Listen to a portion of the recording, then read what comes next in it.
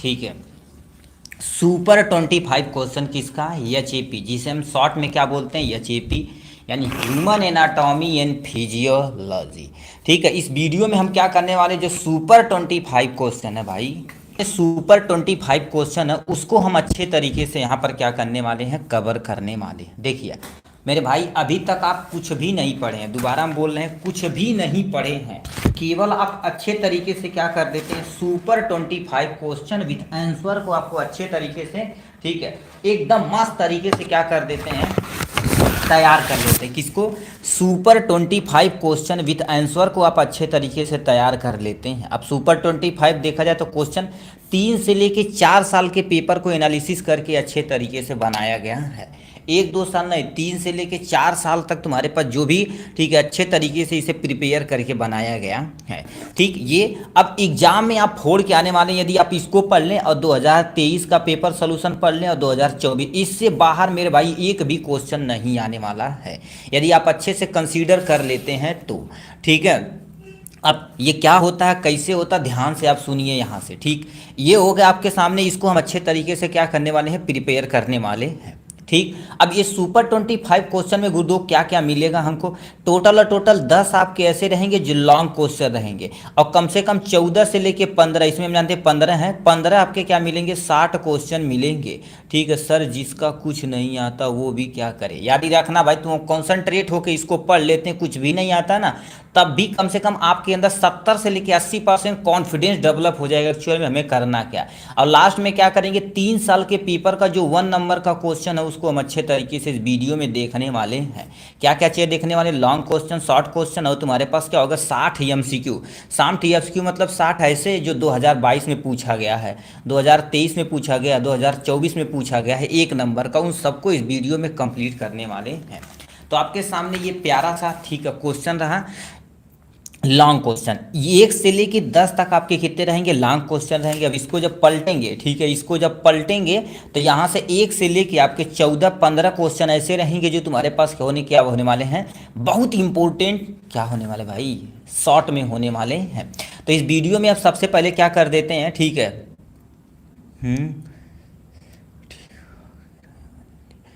ठीक। अब देखिए यहाँ से तुम्हारे पास हम इस वीडियो में क्या करने वाले, सबसे पहले लॉन्ग क्वेश्चन को देखते हैं, फिर शॉर्ट, फिर 1 नंबर का क्वेश्चन। देखिए सबसे पहला क्वेश्चन क्या पूछा, neat and label diagram of cell, मतलब क्या करना, सबसे पहले सेल का इंट्रोडक्शन देना, छोटा सा डायग्राम बना देना अच्छे तरीके से। दोबारा क्वेश्चन पढ़ते हैं, सेल के बारे में थोड़ा सा बताना है, ठीक है, उस सेल के बारे में थोड़ा सा बताना, फिर सेल का थोड़ा सा हम क्या कर देते हैं, स्ट्रक्चर भी बना देंगे। उसके बाद describe the structure and function of mitochondria, याद रखना माइटोकॉन्ड्रिया और न्यूक्लियस, ये दोनों आपके माइंड में याद रखना, दोनों साल, ठीक है, क्वेश्चन पूछा गया है। ठीक है, तो चलिए हम क्या कर देते हैं, इसको अच्छे तरीके से देखते हैं। तो आपके सामने यहाँ से पहले क्वेश्चन का आंसर जो रहा, ठीक है, यहाँ से सिंपली देखिए ये क्या लिख रखा, ध्यान से सुनिए। ये आपके सामने क्या रहा, कोशिका, यानी सेल के बारे में यहाँ पे बता दिए जाते हैं। और कोशिका को क्या बोलते हैं, जीवन की मौलिक इकाई क्या बोला जाता है, हमारे पास कोशिका बोला जाता है। अब तुम सोच सकते हो इसे घर बनाना है तो हमें ईंट चाहिए, पत्थर चाहिए, सीमेंट चाहिए, सारी चीज़ें चाहिए।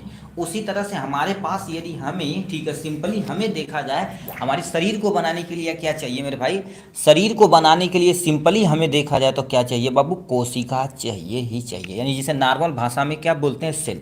तब सेल क्या होता, सभी जीवों की संरचनात्मक तथा कार्यात्मक इकाई को क्या बोलते हैं, कोशिका कहते हैं। ठीक है, क्या होती है, सभी जीवित जो प्राणी रहते हैं, याद रखना जीवित प्राणी, मृत प्राणी नहीं, जितने भी जीवित प्राणी रहते हैं उनकी जो तुम्हारे पास मौलिक इकाई होती है, संरचनात्मक तथा कार्यात्मक इकाई कोशिका होती है। पहला पॉइंट।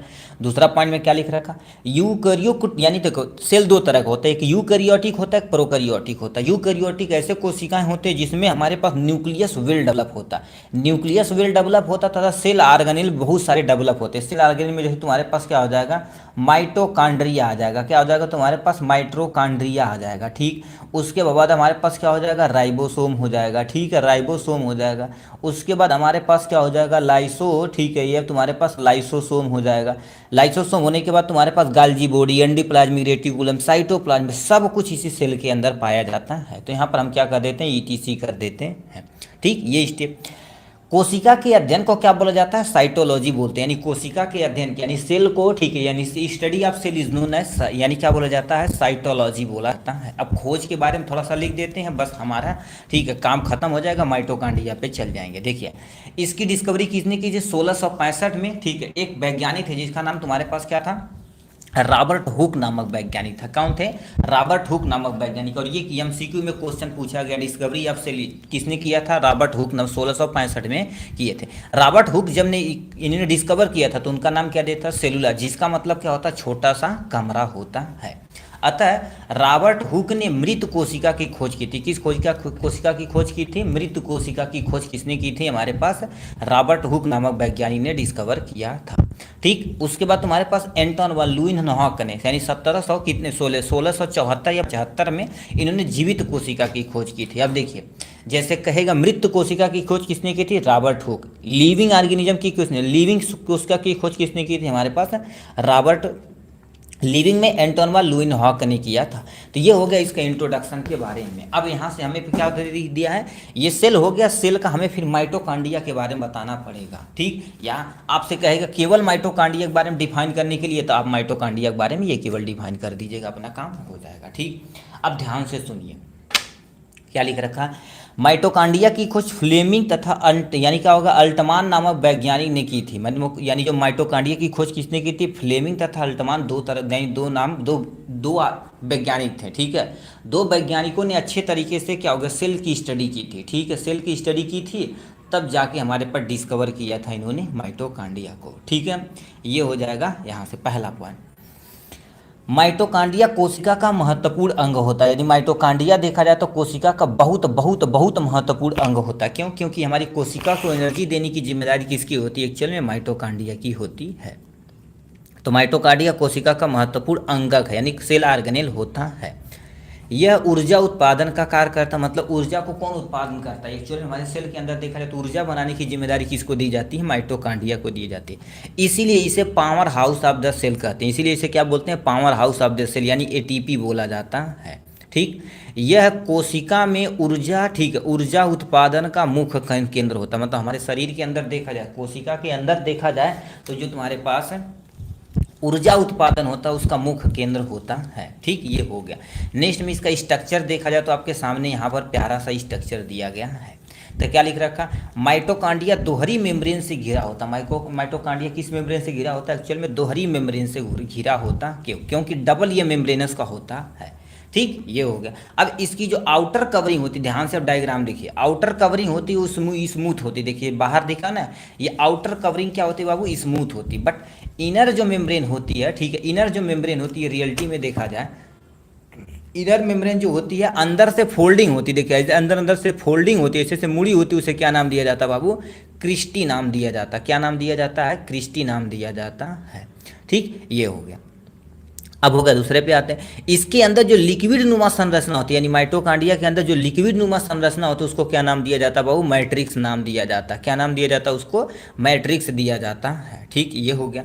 अब देखिए क्रिस्टी के ऊपर ऐसे देखा जाए तो तुम्हारे पास क्या होता है, अंगूर के गुच्छे की नुमा संरचना होती है, मतलब ऐसे बबल नुमा संरचना होती है। ऐसे देखो इस टाइप की संरचना होती है। इस साइड इस टाइप की जो संरचना यहाँ पर यहाँ पर यहाँ पर ये पूरे सेल में होती है। मतलब ये जो तुम्हारे पास क्रिस्टी मुड़ा हुआ भाग है ना, इसके पूरे सतह पर होती है, बट हमने थोड़ा सा बनाया हुआ है।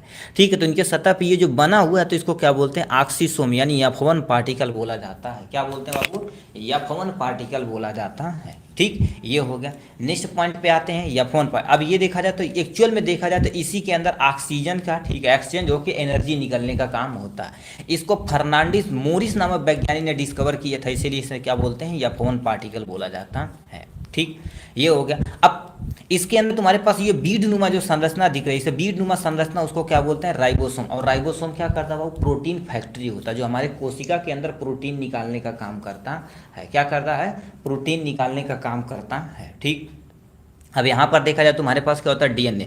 इसके पास खुद का डीएनए होता है, इसलिए माइटोकॉन्ड्रिया खुद ही रिप्लिकेट कर जाता है। क्या कर देता है बाबू, खुद ही रिप्लिकेट कर जाता है। ठीक है, तो ये हो गया आपके बारे में यहाँ से। नेक्स्ट में तुम्हारे पास क्या कर रहे थे, इसका थोड़ा सा कार्य वगैरह देख लेते हैं, यानी माइटोकॉन्ड्रिया के एक्चुअल में कार्य क्या होता है। सबसे पहला तुम्हारे पास क्या होता है, ठीक है, सबसे पहला तुम्हारे पास है, ठीक है, संडे को यानी क्या फार्मास्यूटिकल ऑलरेडी करा दिया गया। सुपर 25 जो क्वेश्चन कह रहे हो ना भाई, फार्मास्यूटिक्स का 2023 का पेपर सोल्यूशन, 2024 का पेपर सोल्यूशन, उसके बाद सुपर 25 क्वेश्चन ऑलरेडी सब करवा दिया गया। उसकी टेंशन आप मत लीजिए, केवल आप पढ़िए इस समय आप, ठीक है, बल भर पढ़िए भाई। ठीक है, अब देखिए इसका कार्य क्या होता है, ऊर्जा उत्पादन का क्या होता है, यानी ऊर्जा का प्रोडक्शन कौन करता है, हमारा माइटोकांड्रिया करता है। ग्लूकोज को यानी ग्लूकोज को ब्रेक करके, ठीक है, एटीपी का निर्माण करता है। ग्लूकोज का ब्रेक डाउन कैसे होता है, देखिए सबसे पहले ग्लूकोज होगा, ग्लाइकोलाइसिस की मदद से क्या बनाता है, पायरुवेट बनाता है। क्या बनाता है बाबू, पायरुवेट। पायरुवेट क्या कर देता है हमारे पास माइटोकांड्रिया में, और याद रखना ग्लाइकोलिसिस किस में होता है, साइटोप्लाज्म में होता है। ठीक, ग्लाइकोलिसिस साइटोप्लाज्म में होता है, अब्सेंस ऑफ ऑक्सीजन में। ठीक है, उसके बाद तुम्हारे पास इधर देखा जाए, ठीक है, तो यानी पायरुवेट किस में इंटर कर जाता है, हमारे पास माइटोकांड्रिया के अंदर इंटर कर जाता है। वहाँ पर क्रेब्स साइकिल और ईटीएस होता है, तब जाके 38 एटीपी निकलती, कितना 38 एटीपी निकलती है, जो आपके सामने यहाँ दिया गया है। तो एटीपी ऊर्जा की यानी कोशिका की क्या बोलती, करेंसी होती है। यानी अब कोई पूछेगा सेल की करेंसी किसे कहते हैं, तो हम सिंपली बोल देंगे, ठीक है, करेंसी एटीपी को कहते हैं। यह प्रक्रिया सेलुलर रिस्पायरेशन के माध्यम से होती है, जिससे क्रेब्स साइकिल और ईटीएस भी शामिल होता है। देखिए क्रेब्स साइकिल और ईटीएस शामिल होते हैं। मेटाबॉलिक प्रक्रिया देखा जाए, जैसे फैट का यानी फैटी एसिड, अमीनो एसिड, ठीक है, मेटाबॉलिज्म करने की जिम्मेदारी सब कुछ माइटोकांड्रिया के अंदर होती है। ठीक है, कोशिका मृत्यु को नियंत्रित करना, मतलब जैसे किसी कोशिका को हमें मारना है, ठीक है, तो क्या करते हैं कि सबसे पहले उसको हमारा जो माइटोकांड्रिया रहेगा उसके अंदर सेल ही जो रहे कोशिका माइटोकांड्रिया रहेगा वो क्या बना ही बनी करेगा, एनर्जी ही नहीं बनाएगा। और याद रखना जब एनर्जी नहीं बनाएगा तो अपने आप मृत्यु उसकी हो जाएगी। कैल्शियम आयन को नियंत्रित कौन करता है हमारे पास, कैल्शियम आयन को नियंत्रित भी कौन करता है हमारे पास, माइटोकांड्रिया ही करती है। इसकी विशेषता थोड़ा सा देख लीजिए, माइटोकांड्रिया के पास स्वयं का क्या होता है, डीएनए होता है, इसलिए खुद ही रिप्लिकेट कर सकता है। ठीक, ये स्वयं विभाजन द्वारा अपनी संख्या बढ़ा सकता है। क्यों, क्योंकि इसके पास देखा जाए तो पर्याप्त मात्रा में हमारे पास राइबोसोम है और राइबोसोम है और हमारे पास माइटोकांड्रिया है। ठीक, नेक्स्ट में यह मुख्य रूप से क्या होती है, यूकैरियोटिक कोशिका से पाई जाती है। अभी स्टार्टिंग में बोले कोशिकाएं दो तरह की होती है, यूकैरियोटिक एंड प्रोकैरियोटिक। तो यूकैरियोटिक में माइटोकांड्रिया न्यूक्लियस वेल डेवलप होते हैं। ठीक है, ये हो जाएगा। ठीक है, जैव रासायनिक यानी प्रक्रिया को नियंत्रित करने की जिम्मेदारी कौन करता है, एक्चुअल में यही करता है। ठीक है, तो हमने सेल पढ़ा और माइटोकांड्रिया को पूरा डिटेल में देख लिया है। अब क्या होता, ब्लड क्या होता, composition of blood and blood grouping भी तुम्हें अच्छे से बतानी पड़ेगी। ठीक, दोबारा क्वेश्चन पढ़ते हैं। देखिए सबसे पहले क्या बताना पड़ेगा तुम्हें, ठीक है, ब्लड के बारे में आगे यहाँ पर भी क्वेश्चन पूछा गया है। ठीक है, ब्लड के बारे में इधर कहीं क्वेश्चन पूछा गया है, ब्लड इन कंपोनेंट वगैरह। देखिए सबसे पहले ब्लड क्या होता है, ब्लड का कंपोजिशन क्या होता है, ब्लड की ग्रुपिंग कितना होती है। ठीक है, ये वह तो अच्छे से क्या करना पड़ेगा, एक्सप्लेन करना पड़ेगा आपको। ठीक है, तब इसको हम क्या कर देते हैं, अच्छे से देखते हैं। पहले ब्लड ग्रुपिंग यानी ब्लड क्या होता है गुरुदेव। ठीक है, तो हम ब्लड देखते हैं। तो आपके सामने देखिए जैसे क्वेश्चन में पूछे उसी तरह से करना, ज़्यादा घुमाना फिराना हमें नहीं है। ठीक है, क्योंकि घुमाए फिराएंगे तो टीचर भी आपको घुमाने की चांस करेगा। देखिए सबसे पहले ब्लड क्या होता है, इंट्रोडक्शन दीजिए। ब्लड एक फ्लूइड कनेक्टिव टिश्यू होता है, मतलब हमारे शरीर के अंदर क्या होता है, एक फ्लूइड कनेक्टिव टिश्यू होता है। ठीक, ब्लड विभिन्न प्रकार के जैविक क्रियाओं के लिए महत्वपूर्ण योगदान देता है। जैसे क्या कर देता है ब्लड, बीमारियों से, ठीक है, बीमारियों से शरीर की सुरक्षा करता। अब बीमारी से गुरुदेव कैसे करेगा, हमारे शरीर के अंदर एक WBC पाया जाता है जो क्या कर देता, लड़ने की जिम्मेदारी इसका होता है। ठीक है, इसका जिम्मेदारी क्या होती है, ठीक है, लड़ने की जिम्मेदारी होती। कोई भी बैक्टीरिया वगैरह इन्फेक्शन जाएगा तो WBC उसे कचर के फेंक देगा बाहर। ठीक है, ये होगा। ब्लड की स्टडी को क्या बोला जाता है, हिमेटोलॉजी बोला जाता है, यानी study of blood is known as haematology बोला जाता है। ठीक, ये हो गया। अब ये तो इंट्रोडक्शन हो गया ब्लड का। ब्लड के कंपोनेंट क्या होते हैं, क्या उसे होते हैं, यहाँ पर दिया गया है। ठीक है, तो ये आपके सामने यहाँ पर आप देखो, अभी इसमें क्या लिख रखा, ध्यान से सुनिए। कम लिखा ब्लड कंपोजिशन, ब्लड देखा जाए तो दो कंपोजिशन, एक प्लाज्मा होता है, एक तुम्हारे पास क्या होता है, ब्लड सेल। याद रखना, ब्लड लिए, ब्लड का लिक्विड वाला जितना पार्ट है सब अलग कर दो। दोबारा बोलना है, ब्लड हमारे शरीर से निकाले, लिक्विड वाला पार्ट है जितना उसको अलग कर देते, उसी को क्या बोला जाता है बाबू, प्लाज्मा बोला जाता है। ठीक, अब जितना बचा हुआ भाग सब ब्लड सेल के अंदर कहलाता है। ठीक, तो ये ब्लड के कंपोजिशन हो गए आपके सामने यहाँ से। ठीक है, कौन कौन से तुम्हारे पास होते हैं, ब्लड के दो कंपोजिशन होते हैं, एक प्लाज्मा हो गया, एक तुम्हारे पास ब्लड सेल हो गया। प्लाज्मा के अंदर कौन कौन चीज़ पाया जाता है, जैसे जल हो गया, प्रोटीन हो गया, एंजाइम हो गया, हार्मोन हो गया, उत्सर्जी पदार्थ वगैरह सारी चीज़ पाए जाते हैं।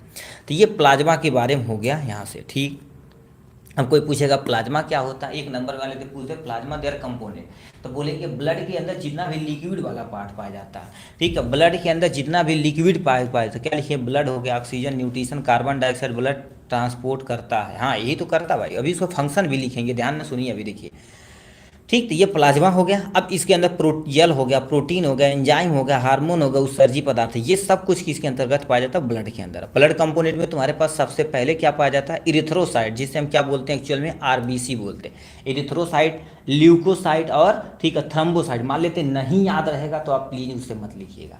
क्या लिखिएगा, ब्लड कंपोनेंट में क्या हो जाता है, आर यानी रेड ब्लड कार्पोसेल्स होता है, या सेल कहीं कहीं लिखा रहता है, उसकी टेंशन ना लीजिएगा। क्या दोबारा बोल रहे हैं, रेड ब्लड सेल, और डब्ल्यूबीसी में तुम्हारे पास वाइट ब्लड सेल होते हैं, और लास्ट में तुम्हारे पास क्या होते हैं, प्लेटलेट्स होते हैं, ठीक है, ये आपके सामने प्लेटलेट्स होते हैं।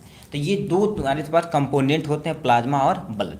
अब हमसे क्वेश्चन पूछा ब्लड ग्रुपिंग पे ज़्यादा जोर देना, क्योंकि देखा जाए तो 2024 में क्वेश्चन पूछा गया था, ठीक है। तो आपके सामने दे रखा है, ठीक है, ब्लड ग्रुपिंग, ठीक है, क्या दिया है, ब्लड ग्रुप देखा जाए कितने तरह के होते हैं, एक हमारे पास देखा जाता है, इसको क्यों हम एबीओ लिख दिए, ब्लड ग्रुप ए होता है, ब्लड ग्रुप बी होता है, ब्लड ग्रुप ए बी होता है, और ब्लड ग्रुप क्या होता है, ओ होता है। तो इसको अब शॉर्ट में क्या बोलते हैं, एबीओ ब्लड ग्रुप बोला जाता है। क्या बोलते हैं, ब्लड ग्रुप देखा जाए तो ए होता है, बी होता है, ए बी होता है और ओ होता है।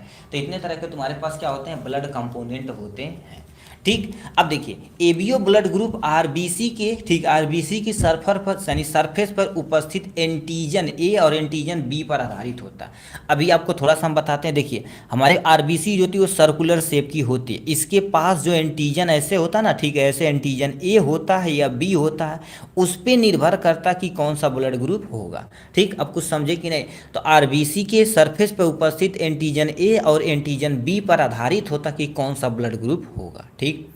यह सिस्टम, ठीक है, अब सुनिए, यह सिस्टम ब्लड की आरबीसी की सतह पर उपस्थित एंटीजन और प्लाज्मा के परिसंचरण वाले एंटीबॉडी के आधार पर वर्गीकृत किया जाता है, जो तुम्हारे पास दिया गया है एबीओ ब्लड ग्रुप। ये मत सोचना, देखिए जैसे हमारा ब्लड ग्रुप देखा जाए तो तुम्हारे पास ए हो, ए पॉजिटिव होता, ए निगेटिव होता, तो फैक्टर पे डिपेंड करता है। अपना अपना ब्लड ग्रुप दिखाओ, यहाँ पर बल लिखिए कितना किसका कौन सा ब्लड ग्रुप है, देखिए किसका कितना है, ठीक है। देखा जाए तो वही सरफेस, अभी वो आर एस फैक्टर इधर पढ़वा करेंगे, प्लस माइनस वाला किसको कौन दे सकता, किसको कौन ले सकता, वो भी हम देखेंगे, कॉन्सेप्ट क्लियर करेंगे, ठीक। ये हो गया।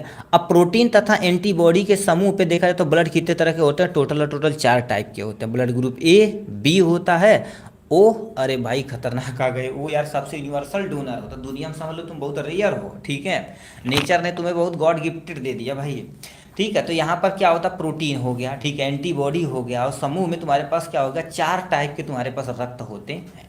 कौन से, टाइप ए ब्लड ग्रुप, ठीक है,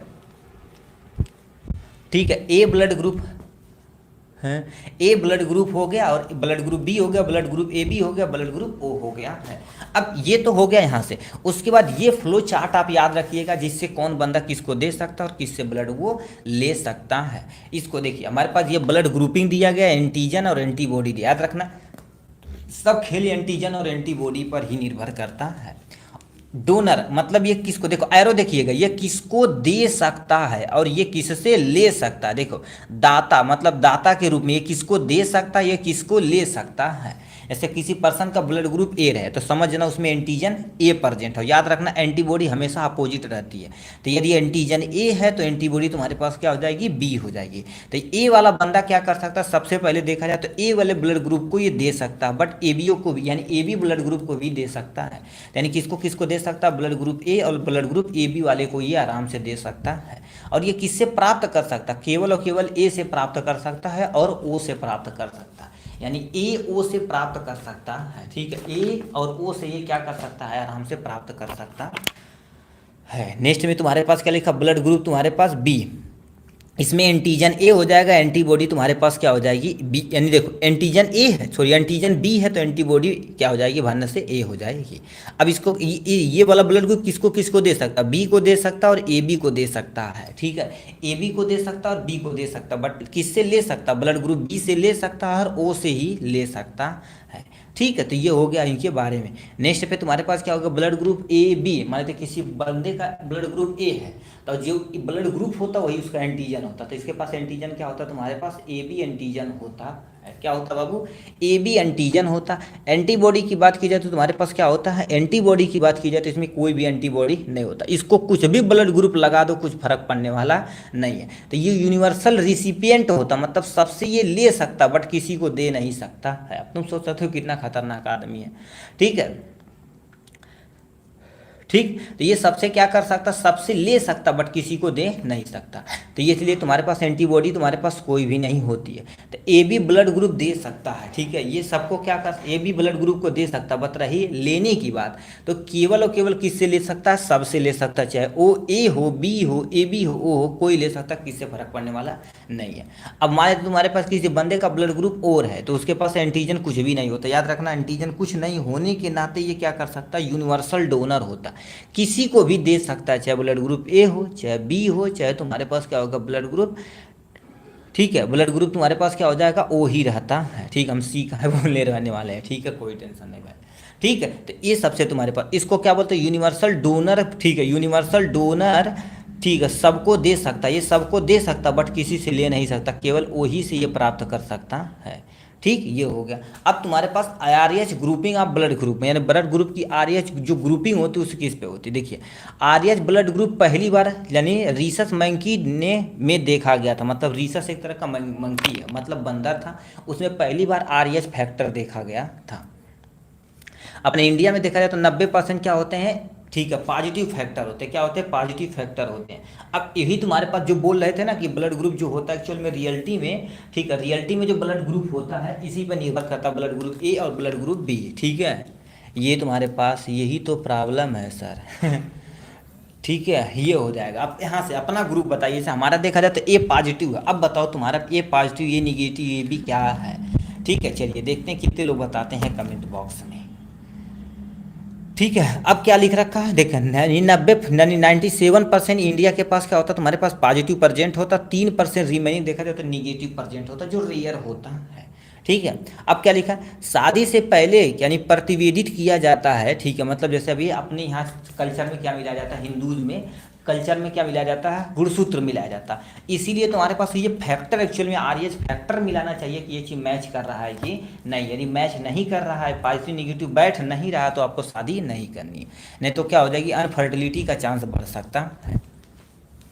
मदर यदि तुम्हारे पास क्या रही? आर एच निगेटिव रही, और पापा तुम्हारे पास क्या रहे? तुम्हारे पास क्या रहे बाबू? आर एच पॉजिटिव रहे, तो जो बेबी पैदा होगा आर एच पॉजिटिव होगा। क्यों? क्योंकि पापा मम्मी वाले के क्या करेंगे? आर एच निगेटिव फैक्टर को दाब के रखेंगे। ठीक है, ये हो जाएगा। अब ब्लड ग्रुपिंग कहाँ ही इंपॉर्टेंट है, इसको हम थोड़ा सा यहाँ से एक्सप्लेन कर देते हैं। सबसे पहले लिख रखा ब्लड ट्रांसफ्यूजन में बहुत जरूरी होता। अब बताओ, पहले देखा जाए ज़माने में ब्लड किसी को कोई भी चढ़ा दिया जाता था, तब देखते देखते बहुत सारे लोग मर जाते थे, उनकी डेथ हो जाती थी। तो वैज्ञानिकों ने सोचा इसमें कोई ना कोई ऐसा चीज़ होगा। तो कौन है हमारे पास? क्या होगा? एक वैज्ञानिक थे जिसे हम क्या नाम दिए जाते हैं? डिस्कवर कार्ल लैंडस्टीनर नामक वैज्ञानिक। अब तुम सोच सकते हो ये एक देखा है तो क्या होगा? ठीक है, हीरो की तरह है, हीरो की तरह है, तो क्या बोले? फटा पोस्टर निकला हीरो। तो इन्होंने क्या बोला कि हमारे पास जो ट्रांसफ्यूजन हो रहा है इसी के कारण से ब्लड थक्का बना रहा है, बहुत सारे आदमी मरे जा रहे हैं। ठीक है, तो यह तुम्हारे पास क्या लिखा? पेरेंट, जमीन, माता पिता, विवाद पे सब क्या होता है? इसी पर निर्भर करता है। जैसे हमारे तभी कोई बहुत धनी अंबानी परिवार का रहता, हम सिंपल से जब बोल दें कि हम आपके परिवार के हिस्से हमको ज़मीन चाहिए, तो ग्रुप में क्या करेगा? देखना पड़ेगा ब्लड ग्रुपिंग वगैरह। ठीक है, ब्लड ग्रुपिंग से पता चल जाएगा, डीएनए ग्रुपिंग से पता चल जाएगा, इन सबसे पता कर जाएगा और इजीली पता हो जाएगा। तो ठीक, अपराधियों की पहचान भी क्या कर देते हैं? इससे पता किया जा सकता है। ठीक, ये हो जाएगा बी पॉजिटिव बोल दिए। ठीक, तो ये हो गया। नेक्स्ट तुम्हारे पास क्या पूछा है? Describe in detail about the heart. Heart के बारे में पूरा डिटेल में आपको डिस्क्राइब करना पड़ेगा। ठीक है, याद रखना हार्ट वाला जो क्वेश्चन ज़्यादा पूछा जाता है और ये एग्जाम के पॉइंट ऑफ व्यू से भी बहुत इंपॉर्टेंट होता है। ठीक है, इसको तुम्हें क्या करना पड़ेगा? याद रखना पड़ेगा। क्या पूछा है?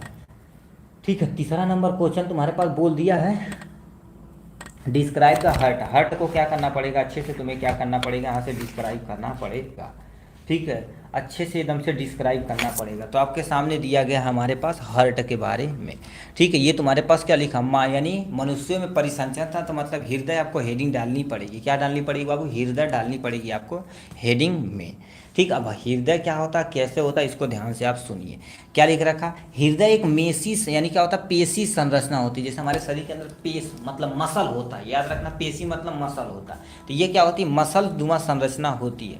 ये हमारे मुट्ठी के समान संरचना होती है। जैसे हमारे पास मुट्ठी ये तुम्हारे पास है ना, इसी समान ये संरचना होती है, ठीक। ये करते क्या है, ये पूरे शरीर में रुधिर को पंप करने का काम करते हैं। जैसे आपके घर में मोटर लगा होगा ना, देखेंगे 2 तल्ला 3 तल्ला 6 तल्ला पानी चढ़ा देता। उसी वजह से हमारे शरीर के अंदर ब्लड को पहुंचाना एक जगह से दूसरी जगह, तो कौन लेके जाता है, एक्चुअल में रियलिटी में देखा जाता है हमारे पास ब्लड लेके जाता है, ठीक। ब्लड ला जाता है, कौन करता है, पंप, हार्ट पंप करता है, उसकी मदद से जाता है। अब यहाँ से तुम्हारे पास क्या होगा, हृदय की संरचना। हृदय की संरचना में तुम्हारे पास देखा जाए, ठीक, हृदय की संरचना यहाँ पर आते हैं। 1 मिनट ब्रदर, बहुत तगड़ी नींद लग रही है, पानी हम पी कर आते हैं।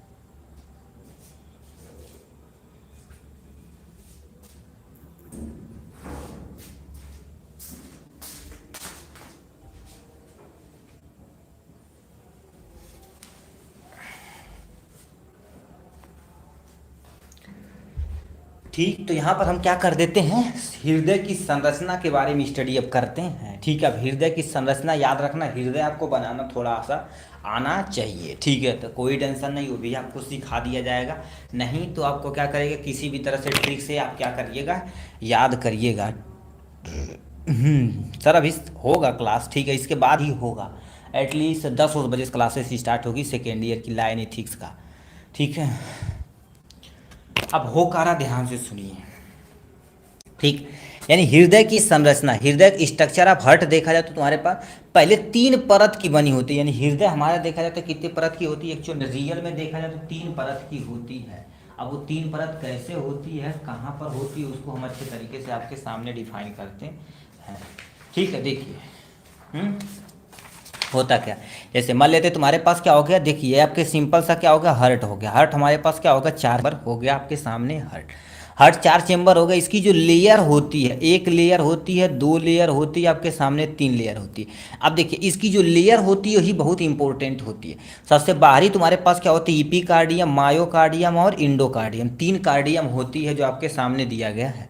सबसे पहले इपीकार्डियम होती है, मायोकार्डियम होती है, जिसे हम पेशी हृदय स्तर बोला जाता है, ठीक है, और अंत हृदय स्तर बोला जाता है। इसको क्या बोलते हैं, रियल में देखा जाए तो इपीकार्डियम बोलते हैं, मायोकार्डियम बोलते हैं और इंडोकार्डियम आपके सामने बोल दिया गया है। तो इतने तुम्हारे पास क्या होते हैं, कार्डियम होते हैं जो आपके सामने दिए गए हैं। नेक्स्ट में तुम्हारे पास लिखा है हृदय की 3 परत हमने देख लिया। हृदय के टोटल 4 कक्षक होते हैं। कितने कक्षक होते हैं, 4 कक्षक, मतलब 4 चेम्बर होते हैं। यानी हृदय नॉर्मल बनाया जाए तो ये तुम्हारे पास हृदय हो जाएगा, ऐसे कर देते हैं, ठीक है। तो ये एक कक्षक ये होगा, दूसरा ये, तीसरा ये, चौथा, आपके 4 कक्षक होते हैं। मतलब हृदय देखा जाए तो कितने चेम्बर के होते हैं, टोटल 4 चेम्बर के होते हैं। पहला चेम्बर तुम्हारे पास बायां अलिंद हो जाएगा, बायां निलय हो जाएगा, सॉरी बायां अलिंद, दायां और बायां, दाहिना अलिंद, ठीक है, जिसे हम क्या बोलते हैं, राइट ऑरिकल बोला जाता है। उसके क्या बोलते हैं, ठीक है, बायां, बायां मतलब लेफ्ट ऑरिकल बोला जाता है। हार्ट का डायग्राम बनाना बता दो। ठीक है, ये होगा। अब देखिए, अब इसको बनाना कैसे, आपको ये चीज़ें ना, तो इसको आपको ऐसे एक्चुअल में रियल में ऐसे बनाना पड़ेगा। ठीक है, डायग्राम, आसानी डायग्राम, ये भाई तो हमको ज़्यादा डायग्राम आता नहीं भाई। ठीक है, तो ये क्या कर देना पड़ेगा, देखिए सिंपल सा देखा जाए तो ये आपके सामने दिया गया है। क्या दिया गया है, ध्यान से आप सुनिए। ठीक है, ध्यान से सुनेंगे तो आप अच्छे तरीके से कर पाएंगे। ठीक है, देखिए क्या लिख रखा है आपके सामने, सिंपली देखा जाए। ठीक है, ये क्या हो रहा भाई। ठीक है, सिंपली देखा जाए तो ये आपका हार्ट, कितने चेंबर, टोटल 4 चेंबर होते हैं। ठीक है, ये तुम्हारे पास क्या होते हैं एक्चुअल में, रियल में देखा जाए तो कितने चेंबर होते हैं, हमारे पास 4 चेंबर होते हैं, टोटल 4 चेंबर होते हैं। सबका तुम्हारे पास क्या होगा, इस चेंबर का यहाँ से अब नाम हम लिखते हैं। का ये 4 चेंबर का होता है। देखिए, पहला चेंबर आपके सामने ये दिया गया, इस चेंबर को बायां अलिंद बोलते हैं। क्या बोलते हैं, बायां अलिंद बोलते हैं। और ये वाले तुम्हारे पास क्या बोलते हैं, इस वाले चेंबर को बायां अलिंद बोल, सॉरी, ये बायां अलिंद हो जाएगा, ये दायां अलिंद हो जाएगा, ये लेफ्ट ऑरिकल हो जाएगा, इसे राइट ऑरिकल बोला जाता है। इसके नीचे एक चेंबर यहाँ, एक चेंबर यहाँ, तो इस चेंबर को हम क्या बोलते हैं, सिंपली देखा जाए तो बायां निलय बोला जाता है। क्या बोलते हैं, बायां निलय बोलते हैं। और इसको क्या बोलते हैं, हमारे पास दायां निलय बोलते हैं। क्या बोलते हैं बाबू, दायां निलय बोलते हैं। तो निलय हमारे पास ये सामने दिया गया है। ठीक, ये हो गया। अब यही चीजें लिखा गया तो तुम्हारे पास, और याद रखना, ये ऊपर वाला जो तुम्हारे पास चेंबर होता है हमेशा हमेशा ब्लड को रिसीव करता है, इसको रिसीवर बोला जाता है। और नीचे नीचे हमेशा क्या करता है, ब्लड को बाहर यानी शरीर की तरफ भेजता है। ये कहीं ना कहीं से, सिंपल से याद रखना, ये ब्लड वाला ये हमेशा कहीं ना कहीं से ब्लड को प्राप्त करेंगे और ये हमेशा कहीं ना कहीं सेंड करेंगे, ऐसे याद रखना पड़ेगा यहाँ से। ठीक, ये हो गया। ठीक है, ये तुम्हारे पास है, ये हो गया यहाँ से। ठीक, अब तुम्हारे पास हृदय की वाल देखा जाए। ठीक है, यानी हृदय की वाल देखा जाए तो वाल आप हर्ट कितने की वाल होती है, टोटल 4 वाल होती है। एक बाइकस्पिड वाल होता है, एक ट्राइकस्पिड वाल होता है, एक ऑर्टिक वाल होता है, एक पल्मोनरी वाल होता है। ठीक, दोबारा हम बताते हैं, बाइकस्पिड वाल होता है और ट्राइकस्पिड वाल होता है। ठीक है सर, ब्लड बनता कहाँ है, ब्लड देखा जाए तो बोन मैरो के अंदर बनता है भाई। ठीक है, ये ऑर्टिक ब्लड हो जाए, सॉरी ऑर्टिक वाल हो जाएगा, पल्मोनरी वाल, इतने तुम्हारे पास क्या होते हैं, वाल होते हैं। अब आपके सामने ये दे रखा क्रिया विधि। अब क्रिया विधि समझने से पहले हम आपको एक चीज बताते हैं, आप अच्छे तरीके से समझ जाइए। ठीक है, अब मान लेते ये सब इतना बड़ा तो हर्ट वर्ट बनाने कुछ भी नहीं आ रहा, तो ध्यान से आप सुनिए। अब देखिए यहाँ से मेन हीरो आपका निकलता है। देखिए हमारा हर्ट कितने चेंबर का होता है, टोटल देखा जाए तो 4 चेंबर का होता है। इस चेंबर को आप अच्छे तरीके से देखिएगा। ये हमारे पास ये फ्लो चार्ट एग्जाम में आप बना सकते हैं। ठीक है, यदि नहीं आएगा उतना बड़ा हर्ट का डायग्राम तब बनाना। ये हमारे पास 4 चेंबर हर्ट हो गया। इसको क्या बोलते हैं, लेफ्ट ऑरिकल बोला जाता है। इसको क्या बोला जाता है बाबू, इसको राइट ऑरिकल बोला जाता है। ए से ऊपर रहेगा, अ से अपर, और तुम्हारे पास क्या हो जाएगा, यानी लेफ्ट वेंट्रिकल बोला जाता है, इसको राइट वेंट्रिकल बोला जाता है। ये आपके सामने यहाँ पर 4 चेंबर हो गया। ये हमारे पास क्या होता है, लंग्स हो जाएगा। ठीक है, ये तुम्हारे पास क्या हो जाएगा, लंग्स हो। इसको इसी से आप क्रिया विधि समझेंगे, ध्यान से सुनेंगे तो ये आपकी पूरी बॉडी हो गई है आपके सामने। ठीक है, ये बॉडी हो गई आपके सामने। क्यों, क्योंकि ये चीपी में बहुत अच्छे से सुनेंगे तभी आप कॉन्सेप्ट क्लियर कर पाएंगे। देखिए सबसे पहले होता कि आप ध्यान से सुनिए, हम आज सांस के थ्रू क्या ले लेते हैं, ऑक्सीजन ले लेते हैं। तो हम क्या कर देते, बोल देते हैं O2 हमारे शरीर के अंदर आ चुका है। ठीक, O2 हमारे शरीर के अंदर मतलब लंग्स में आ गया। तो लंग्स से एक नस आती है जो हार्ट की तरफ लेकर आती है। क्या कर देती है, ये एक नस होती है हार्ट की तरफ लाती है। ठीक है, ये हार्ट की तरफ जो लेकर आती है। ठीक है, हाँ ओके भाई, अभी पेमेंट कर दिया, अभी दे दिया जाएगा। ठीक है, हार्ट की तरफ लेकर आती है तो इसको क्या बोला जाता है, हमारे पास पल्मोनरी। ठीक है, क्या बोला जाता है, पल्मोनरी वेन बोला जाता है। याद रखना, वेन बोला जाता है। इसको स्टार लगा देना। अभी इस रीजन का मतलब बताएंगे, स्टार का रीजन। सबसे पहले देखिए क्या होगा, ये जो ब्लड लेके आता है तो कौन सा भी ब्लड है, शुद्ध ब्लड, मतलब ऑक्सीजनेटेड ब्लड। अब शुद्ध ब्लड हम कहीं भी बोले तो समझो ना, ऑक्सीजनेटेड ब्लड है। ठीक, अब देखिए ये कहाँ पर आ गया, लेफ्ट ऑरिकल के पहले चेंबर में आ गया। यहाँ पर एक वाल होती है। क्या होती है बाबू, यहाँ पर एक वाल होती है। इस वाल का नाम देते हैं हमारे पास बाइकस्पिड। अब कोई पूछेगा बाइकस्पिड वाल कहाँ पर होती है, लेफ्ट ऑरिकल लेफ्ट वेंट्रिकल के बीच में पाई जाती है। लेफ्ट ऑरिकल तथा लेफ्ट वेंट्रिकल में बीच में पाई जाती है एक वाल, उसका हम बाइकस्पिड वाल या मिट्रल वाल के नाम से जानते हैं, उसको लिखते हैं। देखिए अब ये जब इसको, ये जब देखो इस, ये जब पिचकेगा, ठीक है, ये जब पिचकेगा तो यहाँ से ब्लड हमारे शरीर के अंदर यहाँ पर चला आ जाएगा। Wait for 1 minute further. ठीक है, ठीक है, तो ये तुम्हारे पास हो जाएगा। अब ध्यान से सुनिए। ठीक है, ये हमारे पास हो गया सिंपली इतना। अब देखिए ध्यान से सुनिए, जो O2 ब्लड हमारे पास कहाँ पर, लेफ्ट ऑर्टिकल, लेफ्ट ऑरिकल में आ गया, लेफ्ट वेंट्रिकल में, इस बाइकस्पिड वाल्व की मदद से। अब ये जब पीछेगा तो इसको ब्लड को फोर्स किया जाएगा यहाँ पर। अब ये जब पंप करेगा तो ये क्या करेगा, पूरे शरीर में भेज दिया जाएगा ब्लड को। अब जो पूरा शरीर में भेजने की जिम्मेदारी जिसकी होती है ना, ठीक है, उसको नाम तुम्हारे पास क्या बोला जाता है, ठीक है, ये मेन होता है, इसी को क्या बोलते हैं, आर्टरी बोलते हैं। क्या बोलते हैं, हमारे पास आर्टरी बोलते हैं, जिसे हम ऑर्टा के नाम से बोला जाता है। क्यों, क्योंकि मेन ऑर्टा होते हैं, मेन इसको लिख देते हैं क्योंकि यही मेन होता है। अब ये ब्लड बताओ इधर एक बार चला गया, ठीक, सॉरी, इधर एक बार चला गया, देखिए याद रखना, इधर एक बार चला गया, एरो दिखा देते हैं, इधर एक बार चला गया तो ये वापस न चलाए तो यहाँ पर एक वाल होती है जिसे हम क्या बोलते हैं, ऑर्टिक वाल बोलते हैं। क्या वाल बोलते हैं, ऑर्टिक वाल बोलते हैं। तो ये हम बोले थे ऑर्टिक वाल, बोले थे कि नहीं, तो ये आपके सामने एक वाल यहाँ पर होता है, इसको हम ऑर्टिक वाल बोलते हैं। अब ये जो ब्लड लेके आ रहा हो, याद रखना, ऑर्टा, ऑर्टा यानी आर्टरी हमेशा हमेशा हमेशा हमेशा ऑक्सीजनेटेड ब्लड लेके जाएगी। कौन सा ब्लड, ऑक्सीजनेटेड ब्लड लेके जाएगी। तो ये लेके क्या जा रहा है बाबू, O2 ब्लड लेके जा रहा है। अब हमारी पूरी शरीर में क्या होगा, ऑक्सीजनेटेड ब्लड का यूज किया जाएगा, फिर ये क्या करेगा, ब्लड को उठा के हमारे पास इस चेंबर में भेज देगा। याद रखना, यहीं पर न घुसा देना, ठीक है। ये जो लेकर जाती इसको क्या बोला जाता है, वेन बोला जाता है। क्या बोलते हैं, वेन बोलते हैं। अब ये मत करना superior vena cava, inferior vena cava, उस कन्फ्यूजन न हो, इसीलिए हम ऐसे बना रहे हैं, ठीक है। तो ये हो गया। अब ये क्या कर देती है, अशुद्ध ब्लड मतलब कार्बन डाइऑक्साइड युक्त ब्लड क्या करेगी, ठीक है, ये वापस लेके जाएगी हमारे पास राइट आर्टरियम में जाएगी। किसमें, राइट आर्टरियम। अब ये पंप करेगा तो एक वाल हमारे पास क्या होती है, यहाँ पर होती है, इस वाल को ट्राइकस्पिड वाल बोलते हैं। तो ये ट्राइकस्पिड वाल की मदद से यहाँ पर चला आता है, ठीक। अब ये क्या कर देता है, ये जब पंप करता तो यहाँ पर एक नस रहती है, ठीक है, ये नस उठा के हमारे पास कहाँ पर लेके जाती है, ठीक है, जो यानी अब ये यहाँ पर एक वाल होती है कि ये ब्लड वापस न चले जाते, इस वाल को हम क्या बोलते हैं, पल्मोनरी वाल बोलते हैं। तो आपके सामने क्या लिखा, पल्मोनरी वाल। 4 वाल आपके सामने हमने टोटल बता दिया है, ठीक है। अब ये क्या करेगा, जो लेकर जाएगा तो हमारे किसको ले जाए, लंग्स की तरफ। तो ये तुम्हारे पास क्या बोलते हैं, पल्मोनरी, ठीक है। ये वेन था तो ये तुम्हारे पास क्या हो जाएगा, पल्मोनरी आर्टरीज हो जाएगा। इसको आप स्टार लगा दीजिए, यहाँ से कार्बन डाइऑक्साइड हमारे पास गैस बाहर की तरफ रिमूव कर जाएगा। तो ये मैकेनिज्म होती है हमारे ब्लड का, ठीक है, यानी हार्ट की जो मैकेनिज्म होती है रियल में ये होती है। अब जो धड़कने उड़ने की जिम्मेदारी होती तो नोड होता, उसको एशियन नोड, AB नोड, ये सब बोला जाता है, ठीक है। और डिटेल में जाएंगे क्या हो जाएगा, ठीक है, तो और डिटेल में जाएंगे तो बड़ी खतरनाक हो जाएगा, ठीक है। तो आपके सामने ये हमने क्या कर दिया, कार्य, इसी को कार्य विधि बताना पड़ेगा, ठीक। अब ये स्टार का मतलब गुरुदेव नहीं बताया, अभी क्या बोले हैं, आर्टरी में हमेशा हमेशा ऑक्सीजनेटेड ब्लड बहेगा, बट पल्मोनरी वेन में, ठीक है, आर्टरी में हमेशा हमेशा ऑक्सीजनेटेड बहेगा, वेन में हमेशा हमेशा कार्बन डाइऑक्साइड युक्त बहेगा। बट एक केस यहाँ पर होता है, पल्मोनरी वेन में तुम्हारे पास कौन सा ब्लड बहता है, ऑक्सीजनेटेड। यहीं पर क्या हो जाता है, देखिए ऐसे उल्टा हो जाता है, ठीक है। तो ये आपके सामने ही हो गया। अब मैकेनिज्म को क्या कर दीजिए, जो लिखे हैं उसी को आप यहाँ से समझ लीजिए इजीली, ठीक है। एक बार धड़के से पढ़ के काम खत्म कर लीजिए, ठीक। ये हो जाएगा, आप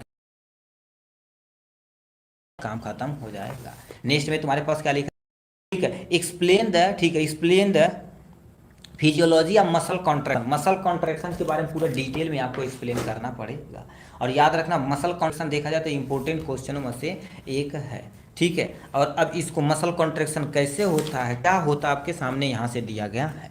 तो ये लिख रखा मसल कॉन्ट्रैक्शन। तुम बताओ, हमारी मसल कॉन्ट्रैक्ट न करे तो तुम चल ही नहीं पाओगे। ये जो लिख रहे हैं अब क्या करिए, ऐसे ऐसे बार बार हो रही तो मसल कॉन्ट्रैक्ट और रिलैक्स कर रही है, ठीक है। तो वो काहे रही है, तो वो भी आपकी मसल कॉन्ट्रैक्शन के कारण से ही हो रहा है। तो कईयों 100 रीजन है जो तुम्हारे पास मसल कॉन्ट्रैक्शन कराने के लिए काम।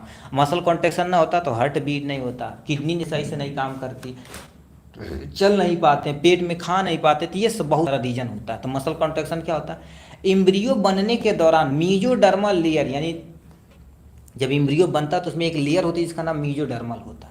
जर्म लिखा है, कॉन्ट्रैक्टाइल टिश्यू होती है जिससे मसल का निर्माण करती है। किसका निर्माण करती है, एक्चुअल में रियल में देखा जाए तो मसल यानी मसल का निर्माण करती है। मसल देखा जाए तो मुख्यतः 3 प्रकार के होते हैं। कौन कौन से मसल तुम्हारे पास, स्केलेटल मसल जिसे वॉलंटरी मसल बोलते हैं। अब स्केलेटल मसल ऐसे होते हैं जो हम अपनी इच्छा के अनुसार उसे चला सकते हैं। बताओ, हम हाथ रख दिए यहाँ पर, अब जब हमारा मन करेगा तभी हम उठाएंगे, ठीक है।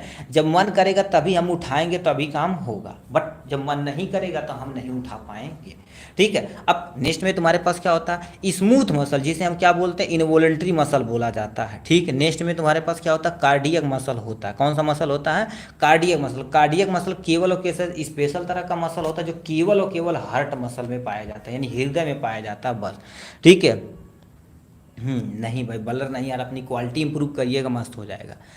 ठीक, तो ये हो गया आपके इंट्रोडक्शन। अब यहाँ से हमारा मेन स्ट्रक्चर ही स्टार्ट होता है मसल के बारे में। तो पहले मसल के बारे में समझिए, जैसे कहते हैं ना मसल दरअसल ठीक है, तो वही चीज़ देखिए, एक मसल को यदि हम तोड़ेंगे तो उसके अंदर मसल बंडल निकलेगा। क्या निकलेगा, मसल को जब तोड़ेंगे तो मसल बंडल निकलेगा। ठीक, अब मसल बंडल को जब तोड़ेंगे तो मसल फाइबर निकलेगा, मसल फाइबर को जब तोड़ेंगे तो माइक्रोफिब्रिल निकलेगा, माइक्रोफिब्रिल को जब तोड़ेंगे तो क्या हो जाएगा, थिक और थिन मायोफिलामेंट निकलेगी। क्या निकलेगी, दोबारा सुनिए, क्या निकलेगी, मसल है तो मसल के अंदर मसल बंडल है, उसके बाद मसल फाइबर है, उसके बाद तुम्हारे पास मायोफिब्रिल है। क्या हो गया, मायोफिब्रिल है, थिक और थिन मायोफिलामेंट हो जाएगा। ठीक है, इसके अंदर यही मेन काम करता है हमारे मसल कॉन्ट्रैक्शन और रिलैक्सेशन में। ठीक, तो ये हो जाएगा। अब मसल के ऊपर जो लेयर होती है उसे हम क्या बोलते हैं, इपीमाइसियम बोलते हैं। अब मसल बंडल के ऊपर एक लेयर पतली सी होती है, इसे पेरीमाइसियम बोलते हैं। ठीक है, क्या बोलते हैं, पेरीमाइसियम बोलते हैं। अब मसल फाइबर के अंदर तुम्हारे पास क्या होती है, इंडोमाइसियम होती है। ठीक है, उसके बाद मायोफिब्रिल होता है, उसके थिक और थिन फिलामेंट होती है, मायोफिलामेंट होती है। ठीक, अब फिलामेंट को फर्दर डिवीजन यहाँ पर किया गया, ध्यान से आप सुनिए, फर्दर डिवीजन किया गया जो थिक और थिन में। थिक में तुम्हारे पास एग्जाम्पल मायोसिन आ जाएगा, थिन में तुम्हारे पास एक्टिन हो जाएगा, ट्रोपोमाइसिन हो जाएगा। ठीक है, ट्रोपोमाइसिन हो जाएगा, ट्रोपोनिन आपका एग्जाम्पल हो जाएगा। ठीक है, तो ये तुम्हारे पास इतने हो जाएंगे स्ट्रक्चर के बारे में। ठीक है, ठीक, इतने स्ट्रक्चर हो जाएंगे आपके बारे में। अब यहाँ से तुम्हारे पास लिखा है फिजियोलॉजी या मसल कॉन्ट्रैक्शन। ठीक है, सेकेंड ईयर का कब आएगा, लाइन ठीक चलेगा 10 बजे से। ठीक है, अभी ये पढ़ा लेने दीजिए भैया। ठीक है, एटलीस्ट 10 बजे के बाद ही चलेगा। ठीक है, अब हो का रहा, ध्यान से सुनिए। अब मसल कॉन्ट्रैक्शन में मेनली देखा जाए तो क्या होता है, नॉर्मली देखा जाए तो ये मैकेनिज्म ऑफ मसल कॉन्ट्रैक्शन, यानी हमारे शरीर के अंदर मसल कैसे कॉन्ट्रैक्शन होता है, इसके लिए दो थ्योरी होती है। एक स्लाइडिंग यानी स्लाइडिंग फिलामेंट थ्योरी होती है, और कैल्शियम चैनल कैल्शियम आयन, ये डबल लिखना, कैल्शियम आयन थ्योरी होती है। दो थ्योरी हमारे शरीर के अंदर होती है, मतलब मसल कॉन्ट्रैक्शन में होती है। देखिए, अब सबसे पहले तुम्हारे पास क्या कर दिया, एक मसल का हमने क्या कर दिया, यहाँ पर टुकड़ा लिया हुआ। ठीक, एक्चुअली मसल ना, ये मायोफिब्रिल है। क्या हो गया, मायोफिब्रिल है। तो इसके तुम्हारे पास बोले एक थिन होता है और एक तुम्हारे पास थिक होता है। ये कौन है जी, ठीक है, ये तुम्हारे पास क्या होता है, एक थिन होता है और एक तुम्हारे पास क्या होता है, थिक होता है, जो आपके सामने दिया गया है। देखिए, ये जो तुम्हारे पास ये रेड कलर का दिखाया गया, ये थिन मायोफिलामेंट होती, क्या होती है, थिन मायोफिलामेंट होती। और ये जो बनाई गई है, ये वाली संरचना, ये वाली संरचना, ठीक है, ये वाली संरचना, ये वाली संरचना और ये सब वाली संरचना को हम क्या बोलते हैं, थिक मायोफिलामेंट बोलते हैं। क्या बोलते हैं, थिक। और ये थिन जो होती है ना, इसमें बहुत सारी लाइनिंग होती है, जेड लाइन ऐसे ऐसे आगे पीछे होती है, तो मसल का कॉन्ट्रैक्शन होता है। और ये बीच में यहाँ से यहाँ तक की जो जगह होती है उसके हम सार्कोमियर बोलते हैं। क्या बोलते हैं, सार्कोमियर। और ये जिग लाइन जो तुम्हारे पास है, इसको जेड लाइन बोला जाता।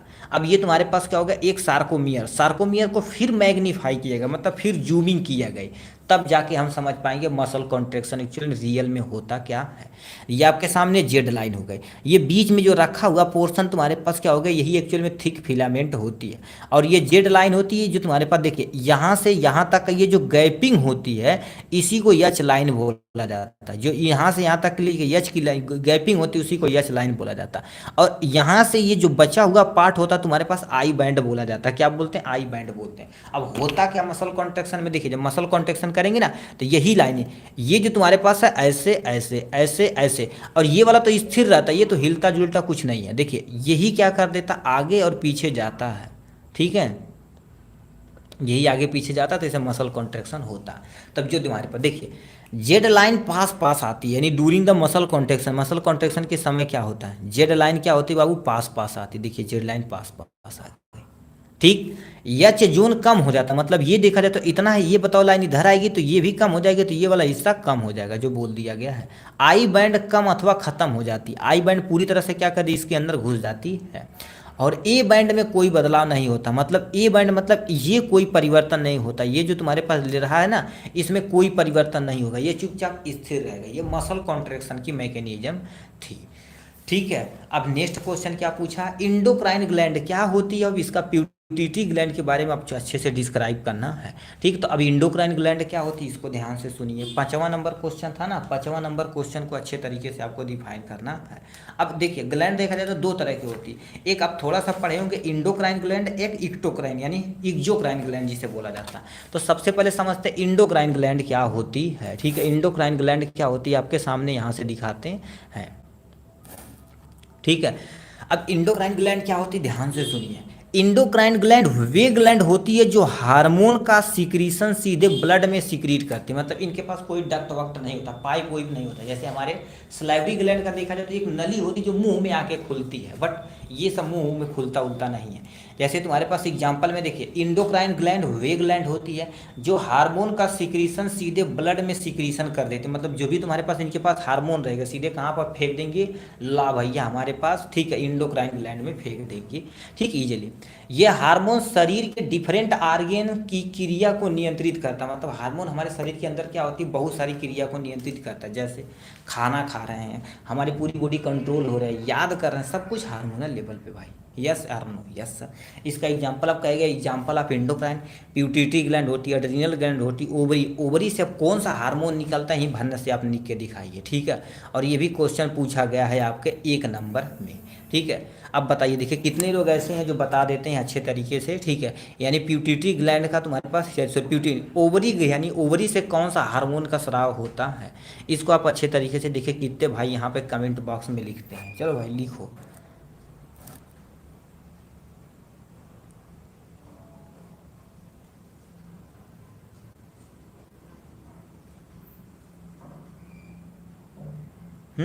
लिखो तो यार कम से कम। नहीं लिख रहे यार, गंदी बात होती है। ठीक, ओवरी से कौन सी ग्लैंड निकलती है, टेस्टिस, टेस्टिस से कौन हार्मोन निकलता है, ये भी क्वेश्चन एमसीक्यू में पूछा गया। नहीं पता है, अभी आपको दिखा देते हैं। ये आपके सामने पेपर है 2000, ठीक है, ये 2022 का।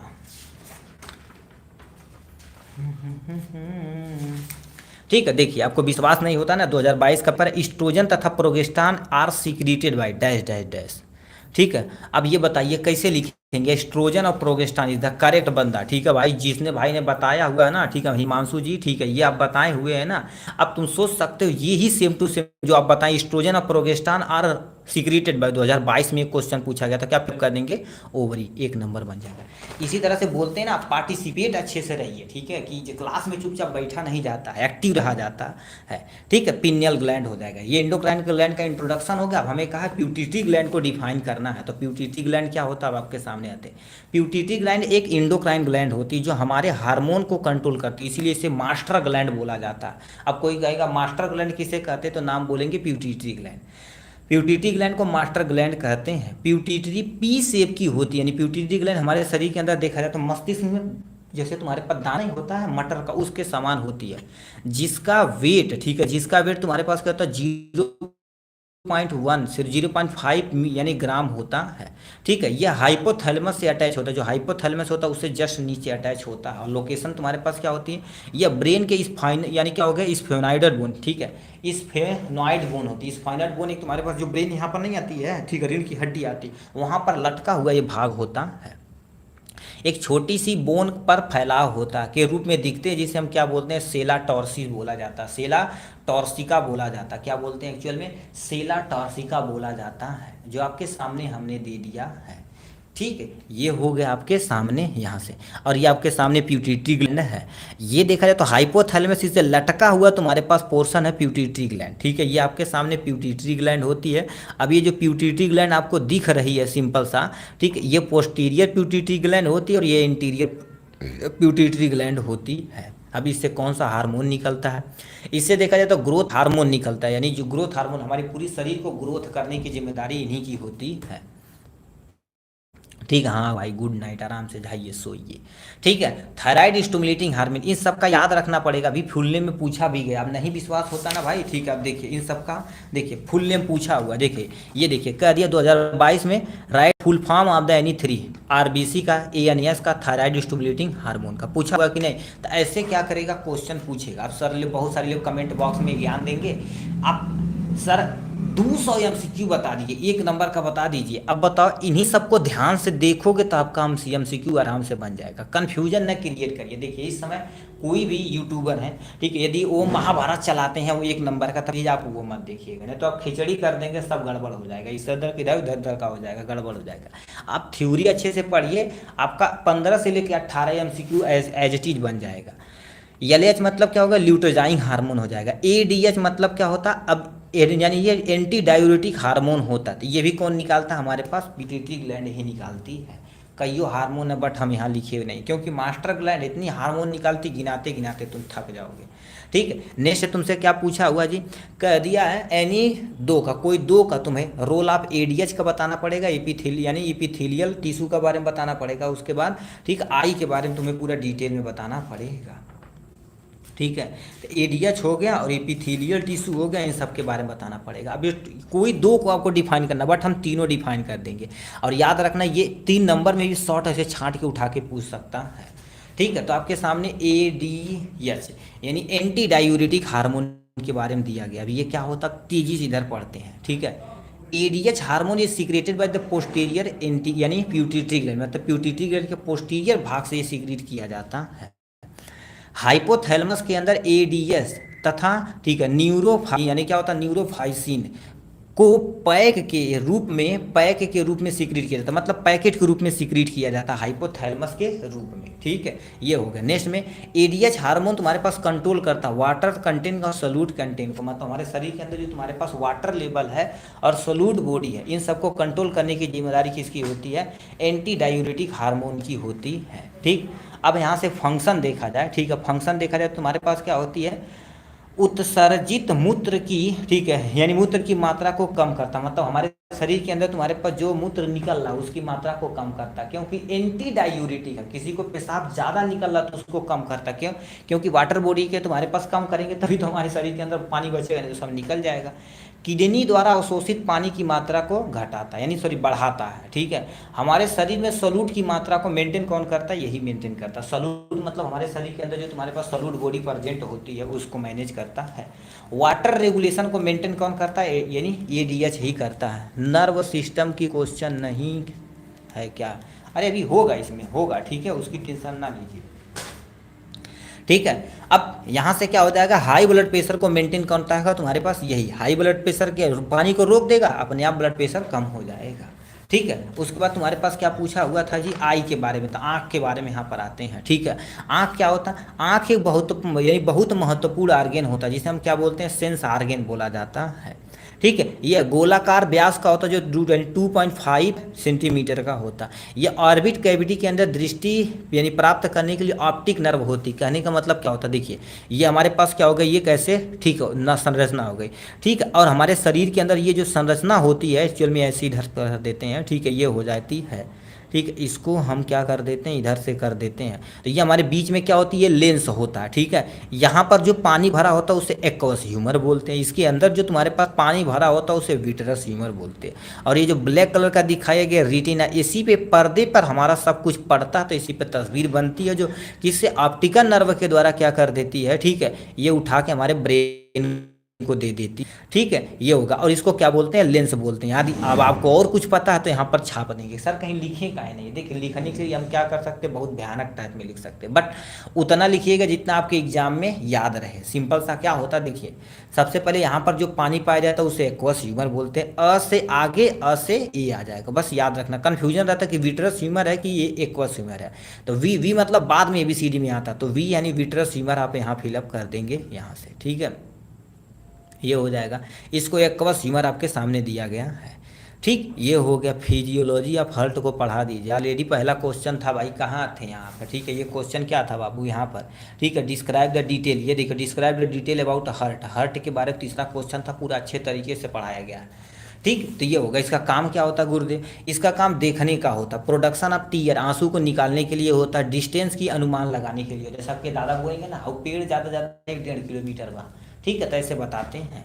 ठीक, अनुमान लगाने की जिम्मेदारी यही होती है। इपिथेलियल टिश्यू पे आते हैं। इपिथेलियल टिश्यू क्या होता है? इपिथेलियल टिश्यू जो होता है, इपिथेलियल टिश्यू एक कवर तथा लाइनिंग बनाने में काम आती है। मतलब हमारी जो स्किन बनी एक्चुअल में ये है ना, ये भी किसकी बनी है? इपिथेलियल टिश्यू की बनी। पेट की जो लाइनिंग बनी इपिथेलियल टिश्यू की बनी होती है। ठीक है।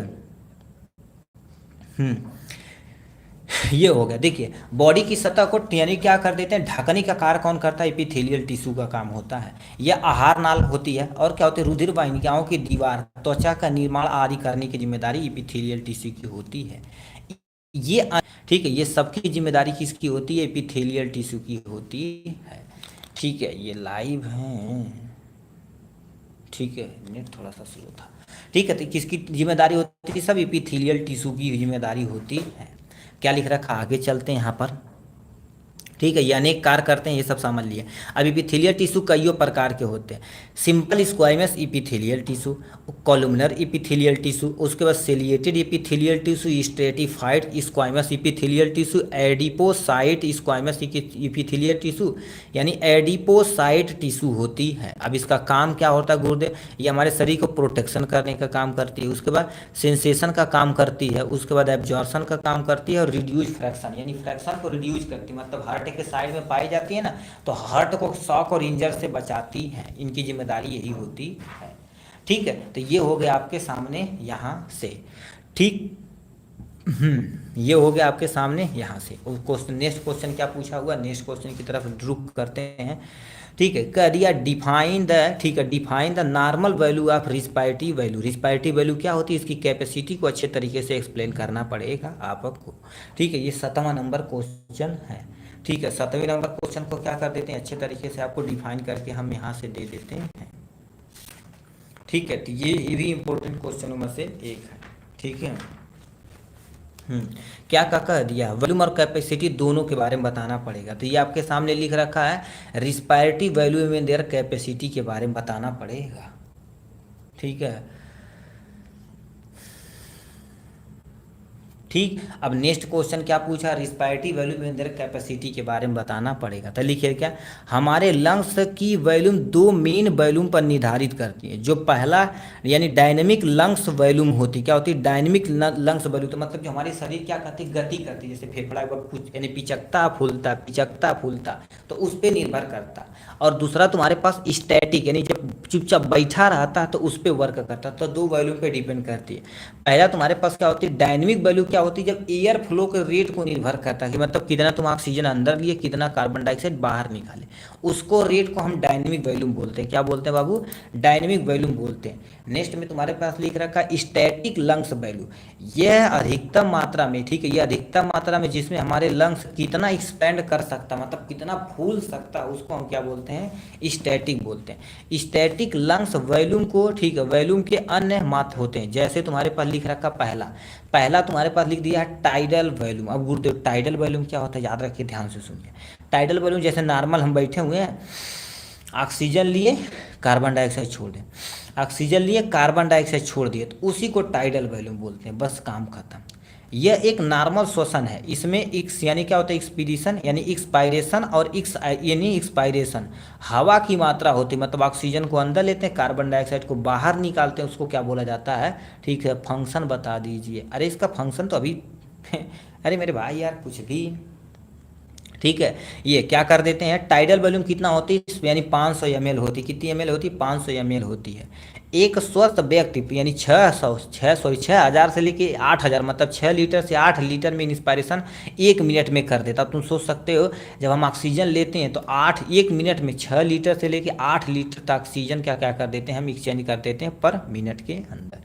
ठीक, नेक्स्ट में तुम्हारे पास लिख रखा इनस्पायरेटिव रिजर्व वैल्यू। रिजर्व वैल्यू मतलब क्या कर देते हैं? याद रखना, इनस्पायरेटिव पूछा हुआ। देखिए, हवा की अतिरिक्त मात्रा जिसे एक व्यक्ति बलपूर्वक श्वसन अंदर ले सकता है। कहने का मतलब जैसे कभी कभी देखेंगे जमाई टाइप में लेते हैं, ठीक है, जमाई टाइप में, तो वो जो हमारे पास बलपूर्वक कितना तुम ऑक्सीजन अपने शरीर के अंदर ले सकते हो, उसी को हम क्या बोलते हैं? इनस्पायरेटिव रिजर्व वैल्यू बोला जाता है। एवरेज देखा जाए तो कितना होता है? 2,500 से लेके कितना हजार? 3,000 तक होता है, जो आपके सामने दिया गया है।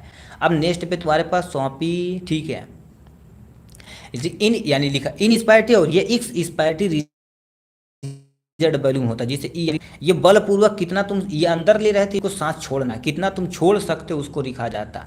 ये वॉल्यूम कितना होती है, 1000 से लेके कितना होती है, 1100 ml होती है आपके सामने यहाँ से। ठीक, तो ये यानी हो गया इनके बारे में। रेजिडुअम वैल्यू तुम्हारे पास क्या होती है, बलपूर्वक सांस छोड़ने के बाद फेफड़े में जो बची हुई मात्रा है उसी को रेजिडुअल वैल्यूम बोलते हैं, जो 1100 से लेकर 1200 ml होती है। लंग कैपेसिटी पे तुम्हारे पास आते हैं यहाँ पर। देखिए अब लंग्स कैपेसिटी क्या होती है, ध्यान से सुनिए। अब कैपेसिटी के बारे में बता रहे हो तो वॉल्यूम के बारे में बताते हैं, यहाँ कैपेसिटी के बारे में बता रहे हैं। इनस्पायरेटिव कैपेसिटी क्या होती है, देखिए सामान्य सांस छोड़ने के बाद व्यक्ति द्वारा सांस ली जाने वाली कुल मात्रा, ठीक है, कुल हवा की मात्रा क्या लिखे, ली जा सकने वाली हवा की कुल मात्रा को क्या बोलते हैं, आईसी। आईसी मतलब तुम्हारे पास क्या बोलते हैं, इनस्पायरेटिव कैपेसिटी बोलते हैं, कि मतलब कितनी मात्रा में तुम क्या अपने शरीर के अंदर ब्लड थोड़ी हवा ले सकते हो, उसको बोला जाता है। तो यहाँ पर तुम्हारे पास क्या होता है, टाइडल वॉल्यूम प्लस में, ठीक है, क्या इनस्पायरेटिव रिजिड वॉल्यूम को दोनों को ऐड कर दिया जाए तो हमारे पास क्या हो जाएगी, ठीक है, इनस्पायरेटिव कैपेसिटी आ जाएगी। मान लेते तुम्हें ये डिफिनेशन ना याद है तो बोलेंगे टाइडल वॉल्यूम प्लस में तुम्हारे पास क्या होगा, इनस्पायरेटिव रिजर्व वॉल्यूम को दोनों को जोड़ दिया जाए तो हमारे पास क्या बन जाएगा, आईसी बन के तैयार हो जाएगा। ठीक है, जो आपके सामने दे रखा है। नेक्स्ट में तुम्हारे पास क्या लिख रखा है, एक्सपायरेटिव कैपेसिटी क्या होती है, एक्सपायरेटिव कैपेसिटी क्या होती है, ध्यान से अब इसके बारे में सुनिए। तो लिख रखा, सामान्य श्वसन के बाद व्यक्ति द्वारा छोड़ी जा सकने वाली हवा की कुल मात्रा को हम क्या बोलते हैं, एक्सपायरेटिव। ठीक है, बलर कहाँ दिख रहा है, इतना सुंदर दिख रहा है, करो बलर दिख रहा है यार। ठीक है, तो यहाँ पर क्या कर देते हैं, इसमें क्या कर देते हैं, देखिए टाइडल वॉल्यूम प्लस में इंस्पायरेशन था, यहाँ पर एक्स इंस्पायरेशन रिजर्व वॉल्यूम होती है। इन दोनों को क्या कर दिया, जोड़ दिया जाए तो आपके सामने ईसी बना के तैयार हो जाएगा।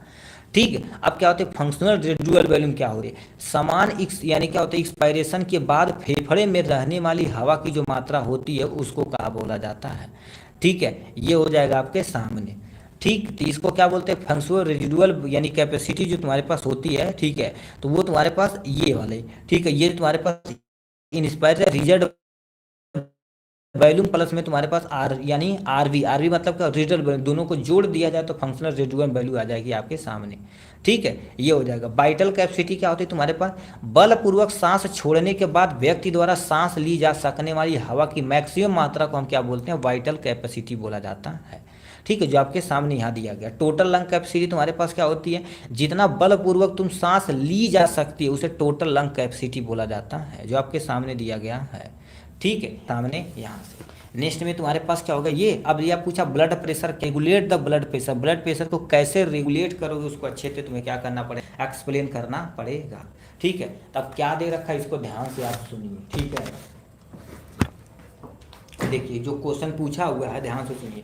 सबसे पहले बताना ब्लड प्रेशर क्या होता है भाई। ठीक है, ब्लड प्रेशर क्या होता है, ब्लड प्रेशर को कैसे मेजर किया जाता है इसको आपको बताना पड़ेगा। ठीक है, मेजर मतलब ब्लड प्रेशर को कैसे रेगुलेट मेजर वगैरह किया जाता है उसको तुम्हें अच्छे से यहाँ से एक्सप्लेन करना पड़ेगा। ठीक है भाई भाई,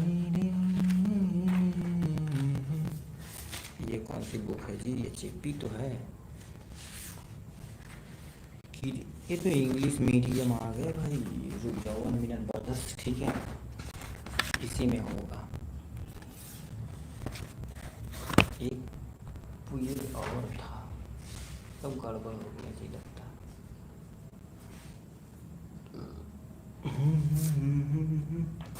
इसमें ठीक है, इसी में होगा। कौन सा क्वेश्चन है जी, ब्लड प्रेशर क्या होता है। ठीक, सब गड़बड़ हो गया लगता है जी।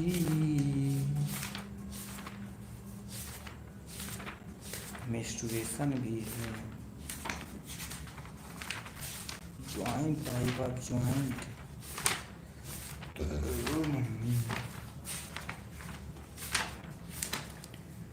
ठीक है, तो यहाँ पर ब्लड प्रेशर क्या होता है, मसल कॉन्ट्रैक्शन हो ही गया।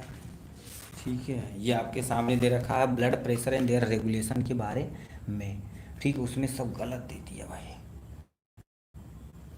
ठीक। तो यहाँ पर तुम्हारे पास क्या दे दिया, सबसे पहले सिंपली देखा जाए तो लिखा रेगुलेशन ऑफ ब्लड प्रेशर। तो सबसे पहले समझते हैं ब्लड प्रेशर क्या होता है। देखिए हमारे नस के अंदर, ब्लड का क्या होता है, फ्लो होता है। यस सर, फ्लो होता है। तो हमारे नसों के ऊपर ब्लड के द्वारा, याद रखना, हमारे नसों के ऊपर ब्लड के द्वारा क्या कर एक प्रेशर क्रिएट किया जाता है।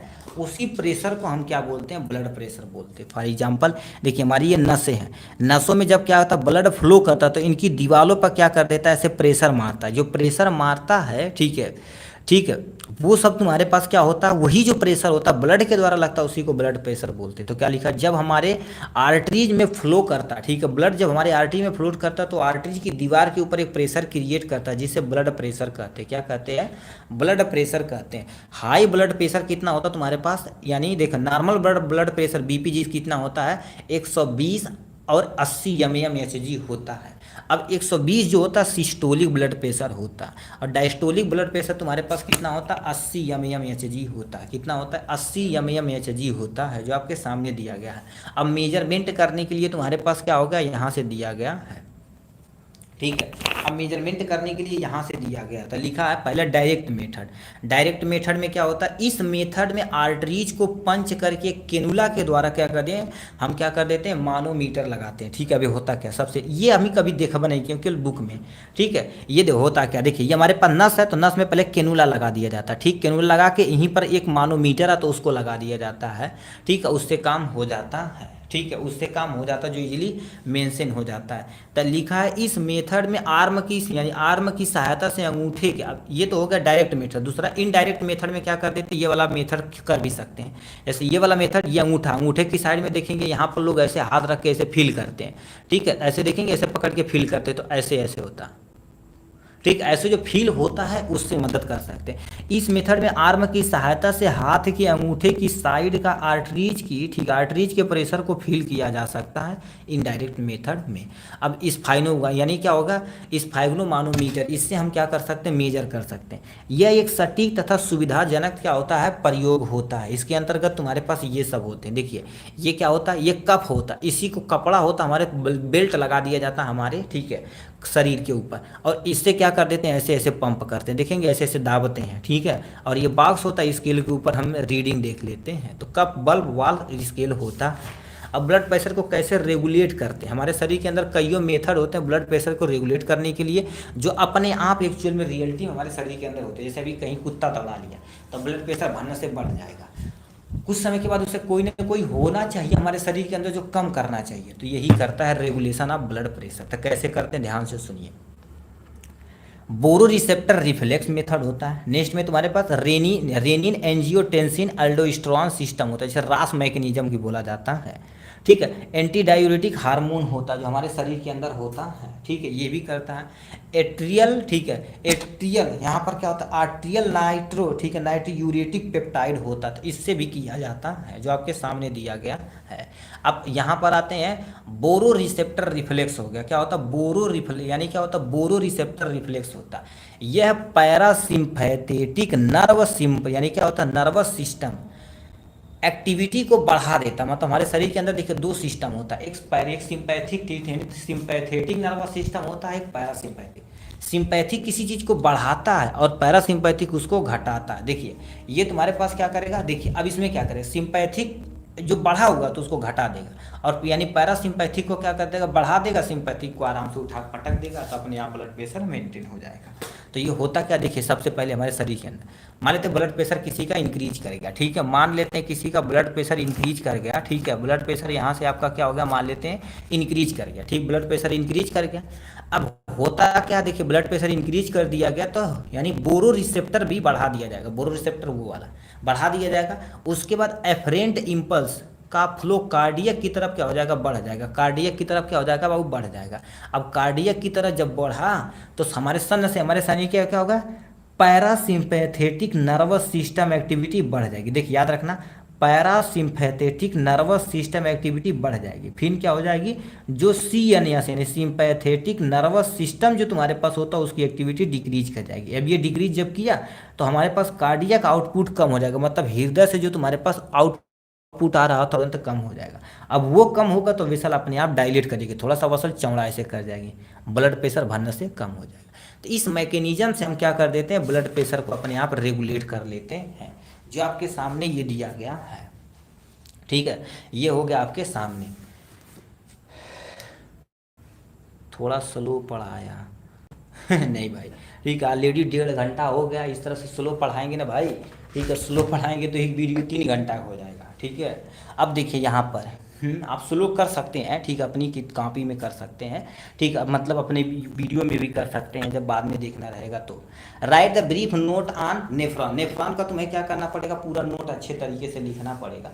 और नेफ्रॉन देखा जाए, हार्ट देखा जाए, तो ये सब क्वेश्चन बार बार क्वेश्चन पूछा ही जाता है। ठीक है, तो ये क्वेश्चन सब पूछा जाता है मेरे भाई अच्छे तरीके से। ठीक है, तो इसको आप अच्छे से आज ही तैयार कर लीजिए, ठीक, क्योंकि जो क्वेश्चन बार बार पूछा जाता है उसको अच्छे से तैयार करके आप रख ही लीजिए। तो आपके सामने दिया गया है प्यारा सा नेफ्रॉन के बारे में। अब नेफ्रॉन गुरुदेव क्या होता है, नेफ्रॉन देखा जाए तो किडनी, किडनी मतलब ब्रिक की मूल संरचनात्मक तथा कार्यात्मक इकाई होती है। ठीक है, नेफ्रॉन का डायग्राम भी बना दीजिएगा, यहाँ पर है, ये आसान है, तो डायग्राम आसान है मेरे भाई। ठीक है, नेफ्रॉन क्या कर देता है, अवशिष्ट पदार्थों को रक्त से छानता है और ठीक अंततः शरीर से क्या हो जाता है पुनः, ठीक है, खराब पदार्थ को निकाल देता है, अच्छे पदार्थ को पुनः अवशोषित कर देने की जिम्मेदारी नेफ्रॉन की होती है।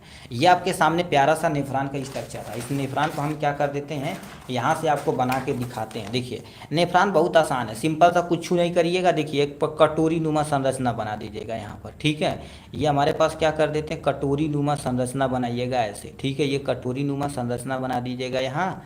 ठीक है, उसके बाद ऐसे इसको ढंग से थोड़ा सा बनाइएगा। ठीक है, ऐसे हो जाएगा आपके सामने यहाँ से। ठीक है, ये आपके सामने हो जाएगा यहाँ से। ठीक है, ये इधर चला जाएगा, ये आपके सामने इधर चला जाएगा। ठीक है, ये इधर चला जाएगा ऐसे। ठीक है, यहाँ से चल जाएगा ऐसे। ठीक है, ये हो जाएगा आपके सामने ऐसे। ठीक है, यहाँ से एक खराब नस जो ब्लड को लेकर जाएगी, फिल्टर करके इधर लेके जाएगी, तो इसको क्या बोलते हैं, ये इसको साफ बना देना। ये एक्चुअल में ऐसे लपेट के जाती है, बट हम कन्फ्यूजन न क्रिएट करते हैं इसको। इसका नाम दिया जाता है कलेक्टिंग डक्ट, यानी संग्रह नलिका बोला जाता है। ये वाले को पीसीटी बोलते हैं, इसी को डीसीटी बोलते हैं, और इसको लूप ऑफ हेनले बोला जाता है। लूप ऑफ हेनले बोल दिया जाता है। ठीक है, लूप ऑफ हेनले बोल दिया जाता है। और ये जो तुम्हारे पास होता है बाउमैन कैप्सूल होता है, क्या होता है, बाउमैन कैप्सूल होता है। ये एफरेंट वाट्रियोल होती है और रिफरेंट, यहाँ से अशुद्ध ब्लड जाता है, यानी अशुद्ध ब्लड जाता है और यहाँ से शुद्ध ब्लड होके फिल्टर होके आता है। तो ये प्यारा सा नेफ्रॉन का स्ट्रक्चर हो गया है जो आपके सामने हमने बनाया है। तो संरचना में क्या होता है, सबसे पहले बाउमैन स्पूट होता है, जिसे बाउमैन कैप्सूल कहते हैं। नेक्स्ट में देखिए अशुद्ध ब्लड यहाँ से आता है और फिल्टर होने के बाद यहाँ से निकल जाता है। एक्चुअल में ये ओवरलैप करके जाता है, ऐसे गुच्छा बनाता है, बट हम उतना कन्फ्यूजन है कि इसलिए साफ बनाए हुए हैं। इसे पीसीटी और डीसीटी में कन्फ्यूजन है, पी से पास रखना, डी से दूर रखना। पीसीटी मतलब क्या होता है, प्रॉक्सिमल कन्वोल्यूटेड ट्यूब्यूल, यानी समीपस्थ कुंडलित नलिका होती है, जिसे पीसीटी बोला जाता है। इसको क्या बोलते हैं, डीसीटी बोलते हैं, जिसे हम क्या बोलते हैं, डिस्टल कन्वोल्यूटेड ट्यूब्यूल, यानी दूरस्थ कुंडलित नलिका बोला जाता है। तो डी से दूर और पी से तुम्हारे पास क्या हो जाएगा, ठीक है, पास हो जाएगा। सुबह चलेगा भाई चौहान जी, ठीक है, सुबह चलेगा। ठीक है, उसका भी ये हिंदी में चल रहा है। ठीक, ये होगा। अब यही तुम्हारे पास क्या कर देंगे, हेडिंग थोड़ा थोड़ा, ये कलेक्टिंग डक्ट होगा। अब याद रखना हमारे शरीर के अंदर, किडनी के अंदर लाखों की संख्या में नेफ्रॉन प्रेजेंट होते हैं। अब इन्हीं के बारे में थोड़ा थोड़ा लिख देंगे। बाउमैन कैप्सूल क्या होती है, कप जैसी संरचना होती है, जो क्या करती है, रक्त नलिका गुच्छे में पाई जाती है। यहाँ पर ग्लोमेरुलर फिल्ट्रेशन होता है, जो आपके सामने ये दिया हुआ था, यहीं पर हमारे पास ग्लोमेरुलर फिल्ट्रेशन होता है। ठीक है, इनमें रक्त कोशिका तथा प्रोटीन का अवशोषण फिल्टर हो जाता है, लेकिन यूरिया नहीं, मतलब हमारे शरीर के अंदर यूरिया का फिल्ट्रेशन यहाँ पर नहीं होता है। उसके बाद पीसीटी में आते हैं। पीसीटी क्या होता है, ये बाउमैन के समीप होता है, इसलिए पीसीटी बोला जाता है, समीपस्थ कुंडलित नलिका बोला जाता है। ग्लूकोज, प्रोटीन, अमीनो अम्ल, लवण, पानी, यूरिया का क्या कर देता है, ये फिल्ट्रेशन करता है, जो आपके सामने दिया गया है। नेक्स्ट में तुम्हारे पास क्या हो जाए, तो लूप ऑफ हेनले पे आते हैं। लूप ऑफ हेनले जो यू सपर यानी यू आकार की संरचना होती है, ये भी क्वेश्चन पूछा गया है, लूप ऑफ हेनले की संरचना कैसी होती है। अभी हम आपको दिखाते हैं। ठीक है, 2022 में क्वेश्चन पूछा गया है। देखिए ये क्वेश्चन हमसे पूछा गया ना, हेनले लूप किस शेप का होता है, एल शेप का, यू शेप का, एस शेप का या वी शेप का, बताइए कौन सा शेप होता है। कितने लोग लाइव हैं, देखिए कितने लोग बताते हैं। ठीक है, यहाँ से बताइए। ठीक है, देखो ये हूबहू सेम टू सेम लाइन होगी, यानी लूप हाफ हेनले की आखिर संरचना कैसे होती, यू शेप की होती। देखिए लिखा नहीं कि नहीं। अब लोग कहेंगे, ठीक है, कहेंगे भैया पढ़ाइए थ्योरी आप सही ध्यान से सुनेंगे ना मेरे भाई, तो कम से कम लेके 15 से लेके 18% आप क्या कर सकते हैं, एमसीक्यू में से मार सकते हैं ईजिली।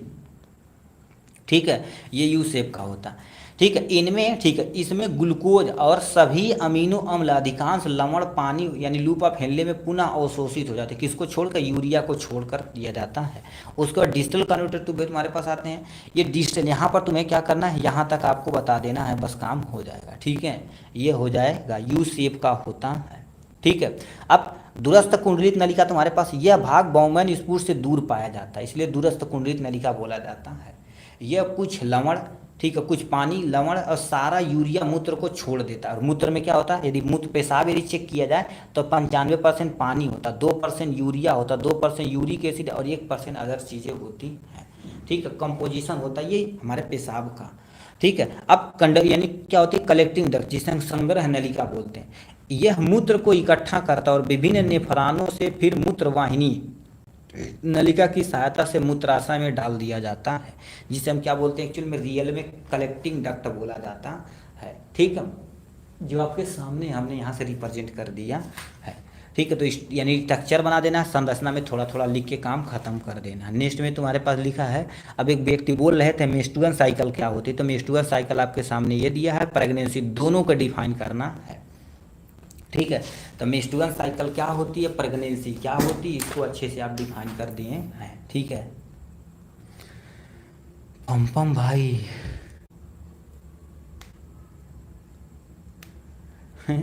ठीक है, अब यहाँ पर हम आते हैं मेंस्ट्रुअल साइकिल। ठीक है, मेंस्ट्रुअल साइकिल पहला आते हैं। ठीक है, पहले पे आते हैं 6 पेज, तो आपके सामने ये लिख रखा मेंस्ट्रुअल साइकिल के बारे में आते हैं। ठीक है, मेंस्ट्रुअल साइकिल क्या होता है, ध्यान से सुनिए। ठीक है, मेंस्ट्रुअल साइकिल क्या होता है, ध्यान से सुनिए। उसके बाद इसी में प्रेगनेंसी भी थोड़ा सा आपको डिफाइन कर देते हैं। ठीक है, क्या लिख रखा है, देखिए मेंस्ट्रुअल साइकिल किसे बोलते हैं। नॉर्मल देखा जाए तो जो फीमेल में मेंस्ट्रुअल साइकिल आता है वो, इसको भी ध्यान से सुनिए, इससे भी क्वेश्चन पड़ेगा। देखिए मेरे भाई बोले 28 डेज बाद, ठीक है, टारगेट 9 जून। ठीक है, अब लिखिए, लिखा समय आता उसे क्या बोला जाता है बाबू, मीनार्ची बोला जाता। क्या बोलते हैं बाबू, मीनार्ची बोला जाता। और यदि लास्ट तुम्हारे पास क्या होता है, लास्ट में स्टूडेंट साइकिल आता है, उसमें क्या आ जाता है, मीनोपॉज आता। ये देखा जाए तो 50 से लेके 60 के बाद ये फीमेल में आना बंद हो जाता है। जब बंद होता है तो उसी को मीनोपॉज बोला जाता है। क्या बोलते हैं बाबू, मीनोपॉज बोला जाता। और ये भी क्वेश्चन पूछा गया है एमसीक्यू में, भी आपको दिखाते हैं।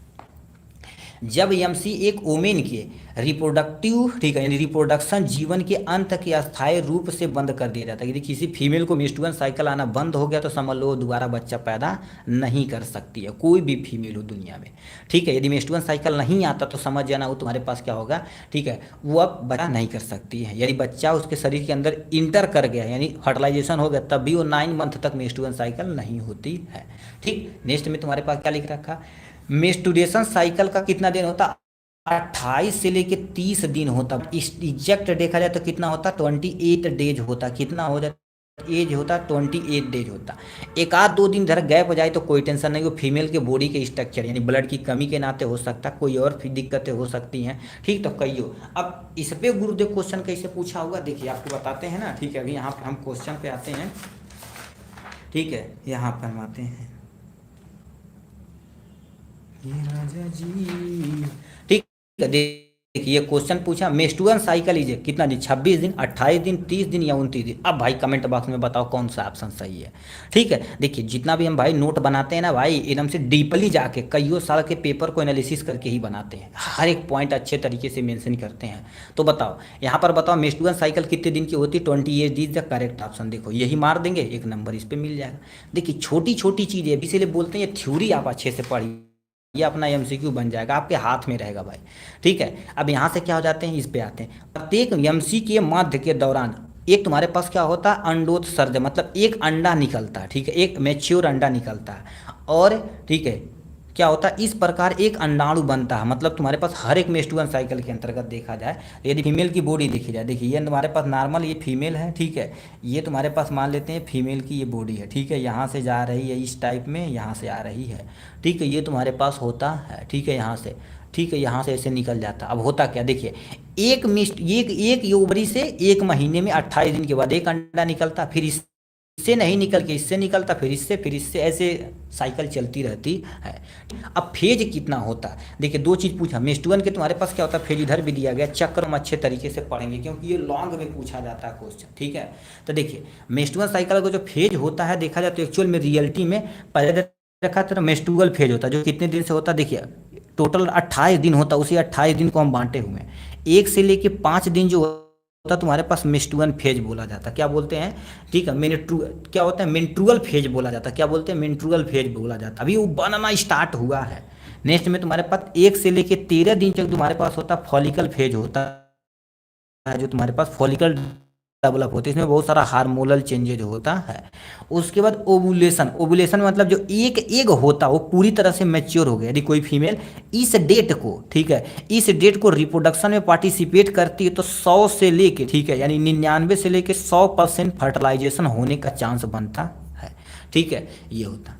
ल्यूटियल फेज में तुम्हारे पास यानी 15 से देरी के लेके 28 दिन, इसमें यदि सेक्स में इन्वॉल्व नहीं होती तो एक फर्टिलाइज नहीं होगा, तो मेंस्ट्रुअल साइकिल के द्वारा उनका, ठीक है, ठीक है सर आप में नेटवर्क नहीं है क्या, इतना खतरनाक नेटवर्क, वाईफाई है भाई, ठीक है,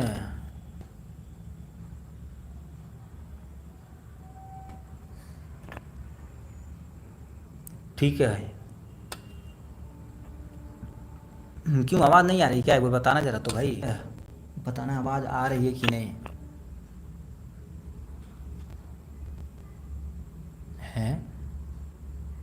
टार्च ऑन हो गया, अच्छा टार्च जो बंद करना है, आई लाइट योर 5 मिनट,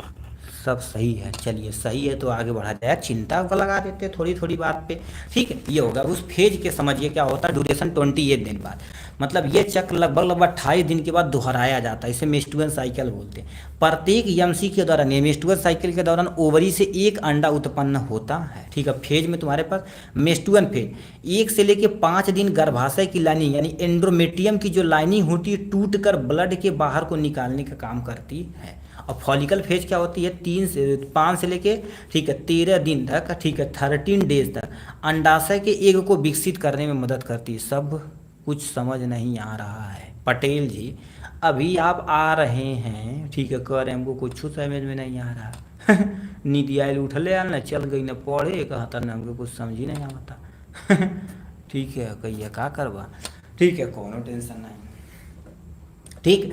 अब तुम्हारे पास क्या होता है, देखिए इसमें एस्ट्रोजन हार्मोन क्या होता है, एस्ट्रोजन तथा यानी प्रोगेस्टेरोन सब पीक पे पहुंच जाता है, ठीक है, सही कहाँ, ठीक है, ये होगा। ओवुलेशन लगभग 14 दिन पे एक क्या होता है मेच्योर होकर बाहर निकलने की कोशिश करता है, उसके ल्यूटियल फेज आता है 15 से लेकर 28 दिन में, जो तुम्हारे पास एग यदि स्पर्म से फर्टिलाइज नहीं होता तो एग मेच्योर एग हो गया, प्लस में म्यूकस हो गया, प्लस में ब्लड हो गया, और तुम्हारे पास ब्लड में इंडोमेट्रियम की लाइनिंग टूट के हमारे शरीर से बाहर आ जाती है, ठीक है। अब हार्मोन की भूमिका तुम्हारे पास क्या होती है, इसमें देखा जाए तो 2-3 हार्मोन होते हैं, ठीक है, तो क्यों देख रहे हो, ठीक है। अब देखिए ईस्ट्रोजन हो गया, प्रोगेस्टेरोन हो गया, और एफ यानी फॉलिकल स्टिमुलेटिंग हार्मोन है, तो एच मतलब ल्यूटेजाइंग हार्मोन होता है, ठीक है। यमसी के दौरान, ठीक है, लिखा यमसी वोमेन के गर्भाधारण के लिए तैयार किया जाता है, मतलब कोई भी फीमेल होती है यदि उसमें यमसी आती है तो समझ लो गर्भधारण कर सकती है, ठीक है, मतलब वो मैच्योर होने की एक तुम्हारे पास, ठीक है, प्रक्रिया होती है। अभी मेंस्ट्रुअल साइकिल न आए तब भी दिक्कत हो सकती है, ठीक। उसके बाद क्या क्वेश्चन पूछा हुआ प्रेगनेंसी के बारे में, यहाँ से हमको अच्छे तरीके से डिफाइन कर देना, थोड़ा सा प्रेगनेंसी के बारे में बता देते हैं, ठीक है। ये कहाँ चला गया जी प्रेगनेंसी, ठीक है, प्रेगनेंसी के बारे में थोड़ा सा हम आपको अच्छे से एक्सप्लेन कर देते हैं, ठीक है। खोजना पड़ रहा है यार, सब गड़बड़ हो गया, नोट किए थे कॉपी गुम हो गई, ठीक है। प्रेगनेंसी लिम्फ नोड हो जाएगा, ये हो जाएगा, वो हो जाएगा, प्यूटेटिव ग्लैंड हो जाएगा, ठीक है। मेंस्ट्रुअल साइकिल बता दिए पूरा डिटेल में हम, ठीक है। अब यहाँ से हम क्या कर देते हैं, प्रेगनेंसी को अच्छे तरीके से हम डिफाइन करते हैं 1-2 नंबर में, ठीक है, नहीं है क्या जी? ठीक है, यहाँ पर देखिए प्रेगनेंसी दिया गया है। ठीक है, प्रेगनेंसी क्या होती है देखिए, याद रखना। गर्भधारण को जो फीमेल कर लेती है, जैसे मान लेते कोई फीमेल है, ठीक है, मेंस्ट्रुअल साइकिल के दौरान at the time of sex में इन्वॉल्व हुई है, तो एग क्या करेगा, उसके स्पर्म से फर्टिलाइज हो जाएगा। एग जब स्पर्म से फर्टिलाइज हो जाएगा, तब जब बेबी डेवलप करना स्टार्ट होगा, तो उसी प्रक्रिया को प्रेगनेंसी बोला जाता है। तो लिखा गर्भधान तथा प्रसव के बीच की समय, प्रसव मतलब जब तक बच्चा पैदा नहीं हो जाता, जिसमें भ्रूण अच्छे से डेवलप होता है, उसे क्या बोलते हैं बाबू? प्रेगनेंसी बोलते हैं। निषेचन के पश्चात 9 महीने तक होता, मतलब जब एग फर्टिलाइज हो गया, उसके 9 मंथ तक बाद को क्या करेगा, आपका डेवलप होगा अच्छे से बेबी। गर्भ यानी गर्भावस्था के प्रारंभिक सप्ताहों में भ्रूण क्या होता है? अल्प विकसित तथा गर्भावस्था से, ठीक है, गर्भावस्था शिशु गर्भधारण में 2 महीने के बच्चे का तक जन्म तक विकसित मानव होता है। कहने का मतलब क्या होगा? 2 महीने के बच्चे का जन्म तक विकसित होता है। कहने का मतलब अभी देखिए, पहले जब 2 महीने से पहले लिया जाएगा तो उसको भ्रूण बोला जाएगा। अब वो जब 2 महीने के बाद डेवलप होना स्टार्ट हो जाएगा, तो चौथे महीने पे उसे आइडेंटिफाई कर पाएंगे, मेल है अथवा फीमेल है, उसको आइडेंटिफाई कर देते हैं। अब प्रेगनेंसी की कितने स्टेज होते हैं? टोटल 3 स्टेज होते हैं, इसलिए ट्राइमेस्टर बोला जाता है। अभी कोई फीमेल प्रेग्नेंट हो गई तो उन्हें सरकारी MCH में, ठीक है, महिला चाइल्ड हेल्थ केयर में उन्हें बुलाया जाता। हर एक 3 महीने के बाद उन्हें प्रॉपर अल्ट्रासाउंड, ब्लड जांच, कैल्शियम, प्रोटीन, विटामिन सब कुछ दिया जाता है। क्यों? क्योंकि बेबी और मम्मी दोनों हेल्दी रहें, इसलिए दिया जाता है। 1 से लेकर 12 सप्ताह तक होता है। क्या होता है? 1 से लेकर 12 सप्ताह तक होता है। इस दौरान भ्रूण का यानी आधारभूत डेवलप हो जाता है, मतलब बेबी अच्छे से, मतलब बेबी मतलब अभी वो तुम्हारे पास डेवलप होना शुरू किया है। कौन बाबू? ठीक है, डेवलप कौन स्टार्ट किया है? बेबी का जो पहला स्टेज था।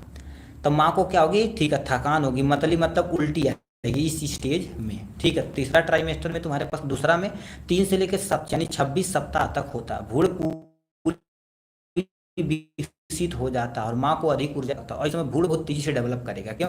क्योंकि इस टाइम देखा जाए तुम्हारे पास बेबी जो डेवलप अच्छे तरीके से मेंशन होगी।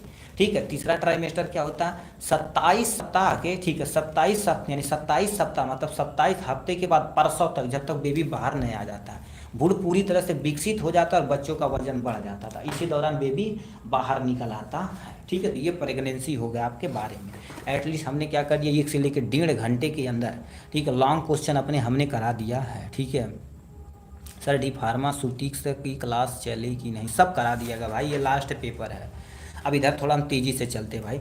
ज्वाइंट क्या होता है और टाइप ऑफ ज्वाइंट क्या होता है, इसको अच्छे तरीके से तुम्हें बताना पड़ेगा। ठीक है, पहले ज्वाइंट क्या होता है, टाइप ऑफ ज्वाइंट क्या होता है, ज्वाइंट का डिसऑर्डर। अब शॉर्ट में चलेंगे तो टाइम नहीं लगेगा भाई। ठीक है, अब इधर थोड़ा सा तेज़ी चलते हैं तो बहुत लेंदी हो जाएगा। क्या लिखा? अब ज्वाइंट किसे कहते हैं? अब बताओ, एक हड्डी यहाँ से आके जो मिली है, इसी को ज्वाइंट कहते हैं। बस काम लिख देंगे। जब 2 या 2 से अधिक हड्डियां एक दूसरे से गति करने के लिए मीट मतलब ज्वाइंट होती है, ठीक है, ज्वाइंट हो जाती है, तो उसी को क्या बोलते हैं? ज्वाइंट बोलते हैं। तो इसे क्या मीट करती, मतलब ज्वाइंट मतलब मिलती हैं, याद रखना, मीट करती हैं, मीट होती है। मीट मतलब मिलना जब होती तो उसी को ज्वाइंट कहते हैं। ह्यूमन बॉडी के अंदर देखा जाए तो तुम्हारे पास 100 से अधिक ज्वाइंट होते हैं। गिने जाए 1 2 3 4 5 6 7 8 9 10 11 12 ऐसे कई हो सकते हैं। तुम्हारे शरीर के अंदर पैर हो गया, पैर को यहाँ गले में होगा, रीढ़ की हड्डी में होगा, सब ज्वाइंट है, ज्वाइंट प्रेजेंट है भाई। ठीक है, तो 100 से अधिक तुम्हारे पास होते हैं। यह ठीक है, यह ज्वाइंट अलग अलग हो सकती है मूवमेंट के माध्यम से, मतलब मूवमेंट के माध्यम से। जैसे देखा जाए तो ये हड्डी है, अभी तुम इधर ऐसे बैंड कर सकते हो, कोई उधर बढ़ दे। अब ये वाला तुम नी वाला रीजन देखा जाए तो ये जहाँ पर हमारे पास पैर है, पैर को तुम ऐसे कर सकते हो, पीछे कोई करा बताओ, इसको ऐसे देखिए, ऐसे हैं तो ऐसे कर सकते हैं, कोई पीछे कर दिया तो भाना से टूट जाएगा भाई। ठीक है, तो ये दिक्कत हो सकती है। ठीक है, तो वही लिख रखा, मूवमेंट में मदद करती है। कुछ ज्वाइंट मूवेबल होते हैं, कुछ नॉन मूवेबल होते हैं। मूवेबल मतलब क्या होते हैं? जो मूव कर सकते हैं। जैसे ये सब देखो, मूव कर रहे हैं, पैर की मूव कर रहा है, गटाई मूव कर रहा है। बट अब तुम सोचो गटाई पूरा मूव करा दे तो आदमी मर आ जाएगा, दिक्कत हो जाएगी, तो मूव नहीं कर सकता है। अब ज्वाइंट के प्रकार कितने होते हैं? एक तुम्हारे पास फाइब्रस ज्वाइंट होता है, अभी कहाँ कहाँ पाया जाता है? टीथ बोन होती है यहाँ पर। ठीक है, हेडेक यानी क्या होता है? हेड बोन होता है, टेम्पोरल बोन होता है, ये सब के अंतर्गत आता है। ठीक, नेक्स्ट में तुम्हारे पास क्या लिख रखा? ब्लर नहीं हो रहा मेरे भाई, कभी कभी हो रहा है। इसमें जो ब्लर जानते हो क्यों होता है?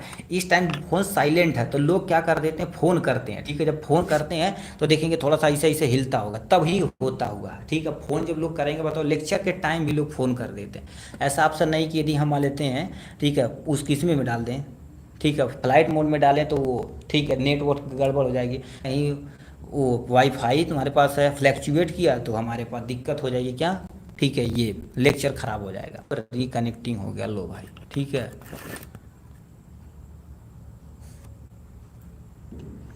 ठीक है, इस समय देखा जाए तो दिक्कतें हो रही हैं, ठीक है, बट कोई नहीं। उसके बाद तुम्हारे पास साइनोवियल ज्वाइंट होता है, ठीक है, जिसे हिप बोन बोला जाता है, सोल्जर जोन, ये सब में पाया जाता है।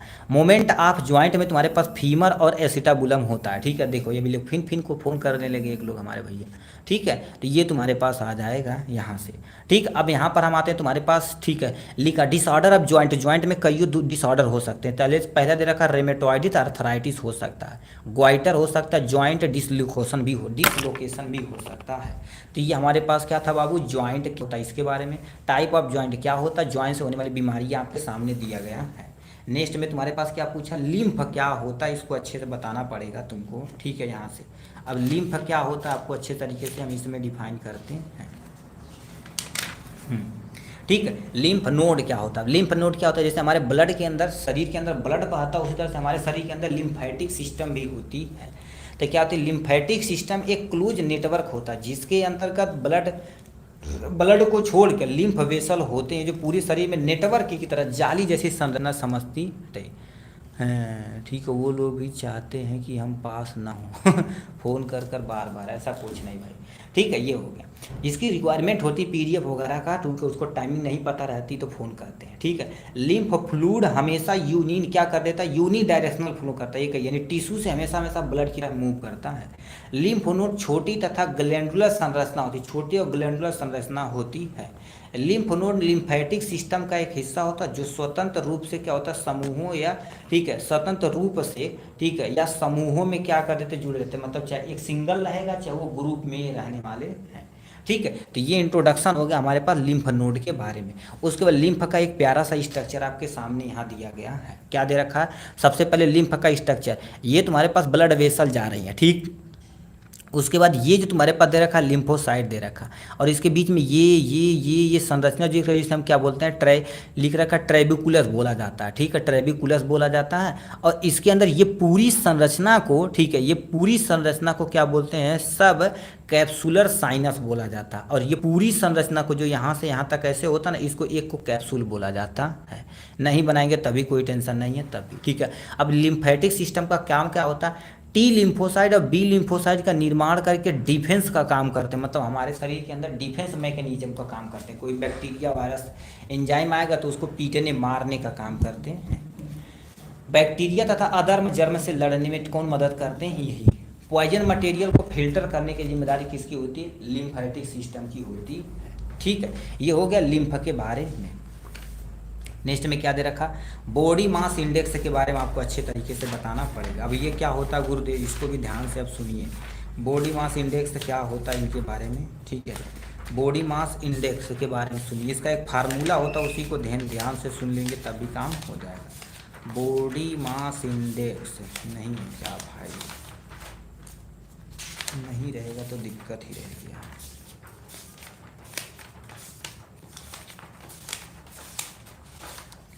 ठीक है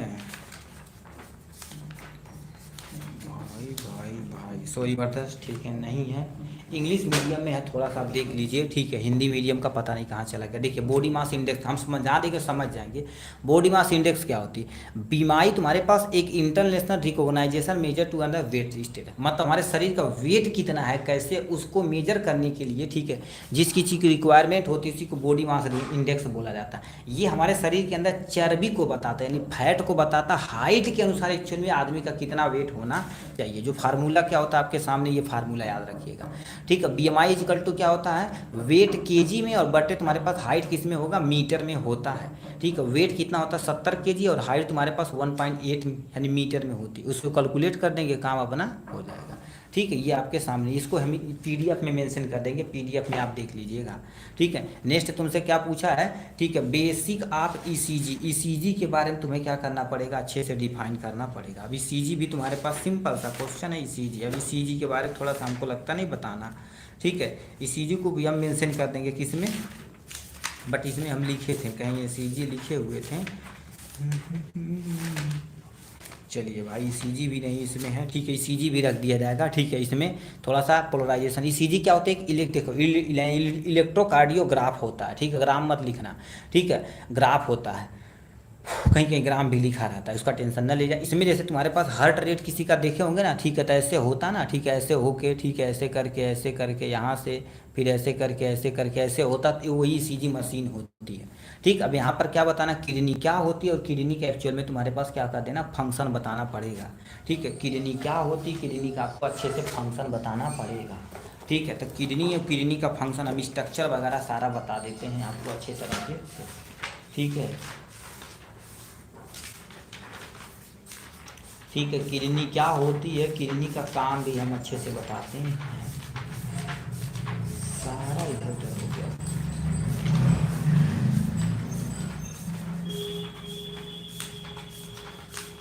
चलिए कोई टेंशन नहीं, हम इसमें देख लेते हैं। अभी किडनी इसमें होगी, यकृत हो गया, ठीक है, मानव हृदय हो गया, नेफ्रॉन हो गया, किडनी आपके सामने ये रहा किडनी के बारे में, ठीक है, ये आपके सामने किडनी दिया गया है, ठीक है। बहुत बहुत धन्यवाद बरगस, ठीक है।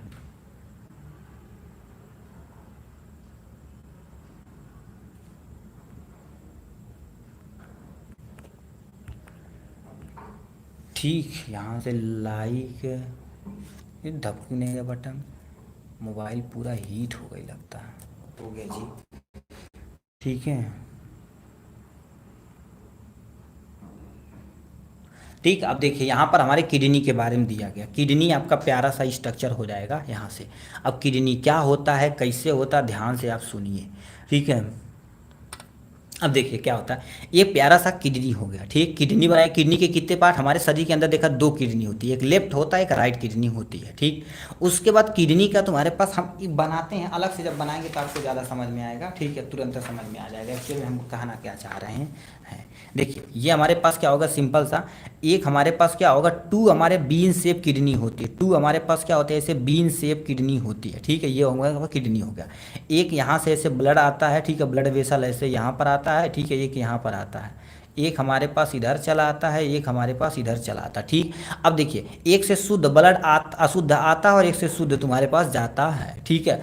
उसके बाद तुम्हारे पास ऐसे नसें होती हैं, ठीक है, जिसे हम क्या बोलते हैं, मूत्र नली बोला जाता है। ये क्या कर देती है, यहाँ पर मूत्र थैली में, ठीक है, पेशाब को ला के इकट्ठा करती हैं, क्या पेशाब को ला के इकट्ठा, तो यूरेथ्रा के द्वारा हम शरीर से बाहर निकाल देते हैं। तो ये किडनी, दो किडनी होती है, तो ये लिखा हमारे पास दो किडनी होती हैं, और ये जो नली होती है इसे यूरेटर बोला जाता है, इसे मूत्र नलिका बोला जाता है। अब यूरेथ्रा को, सॉरी, मूत्राशय को क्या बोलते हैं, पेशाब की थैली, यूरिनरी ब्लैडर बोला जाता है, क्या बोलते हैं, यूरेनरी, ठीक है, ये तुम्हारे पास यूरिनरी ब्लैडर होता है, क्या होता है, यूरिनरी ब्लैडर होता है, जो आपके सामने दिया गया है, ठीक। अब इसको क्या बोलते हैं, मूत्र मार्ग बोलते हैं। तो ये प्यारा सा स्ट्रक्चर हो गया आपका, यानी किडनी के बारे में। अब इन्हीं के बारे में थोड़ा एक्सप्लेन कर देंगे, काम हो जाएगा। तो पहले किडनी देखा जाए, सेम के बीज की समान संरचना होती है, मतलब हमारे शरीर के अंदर जैसे सेम का बीज होता है ना, उसी के समान इसकी संरचना होती है। प्रत्येक वृक्क में एक एक तुम्हारे पास मूत्र वाहिनी निकलती है, ठीक है, यहाँ पर निकलती है, जो क्या कर देती है, मूत्राशय में जाके खुलती। देखो एक नली यहाँ से आती है, एक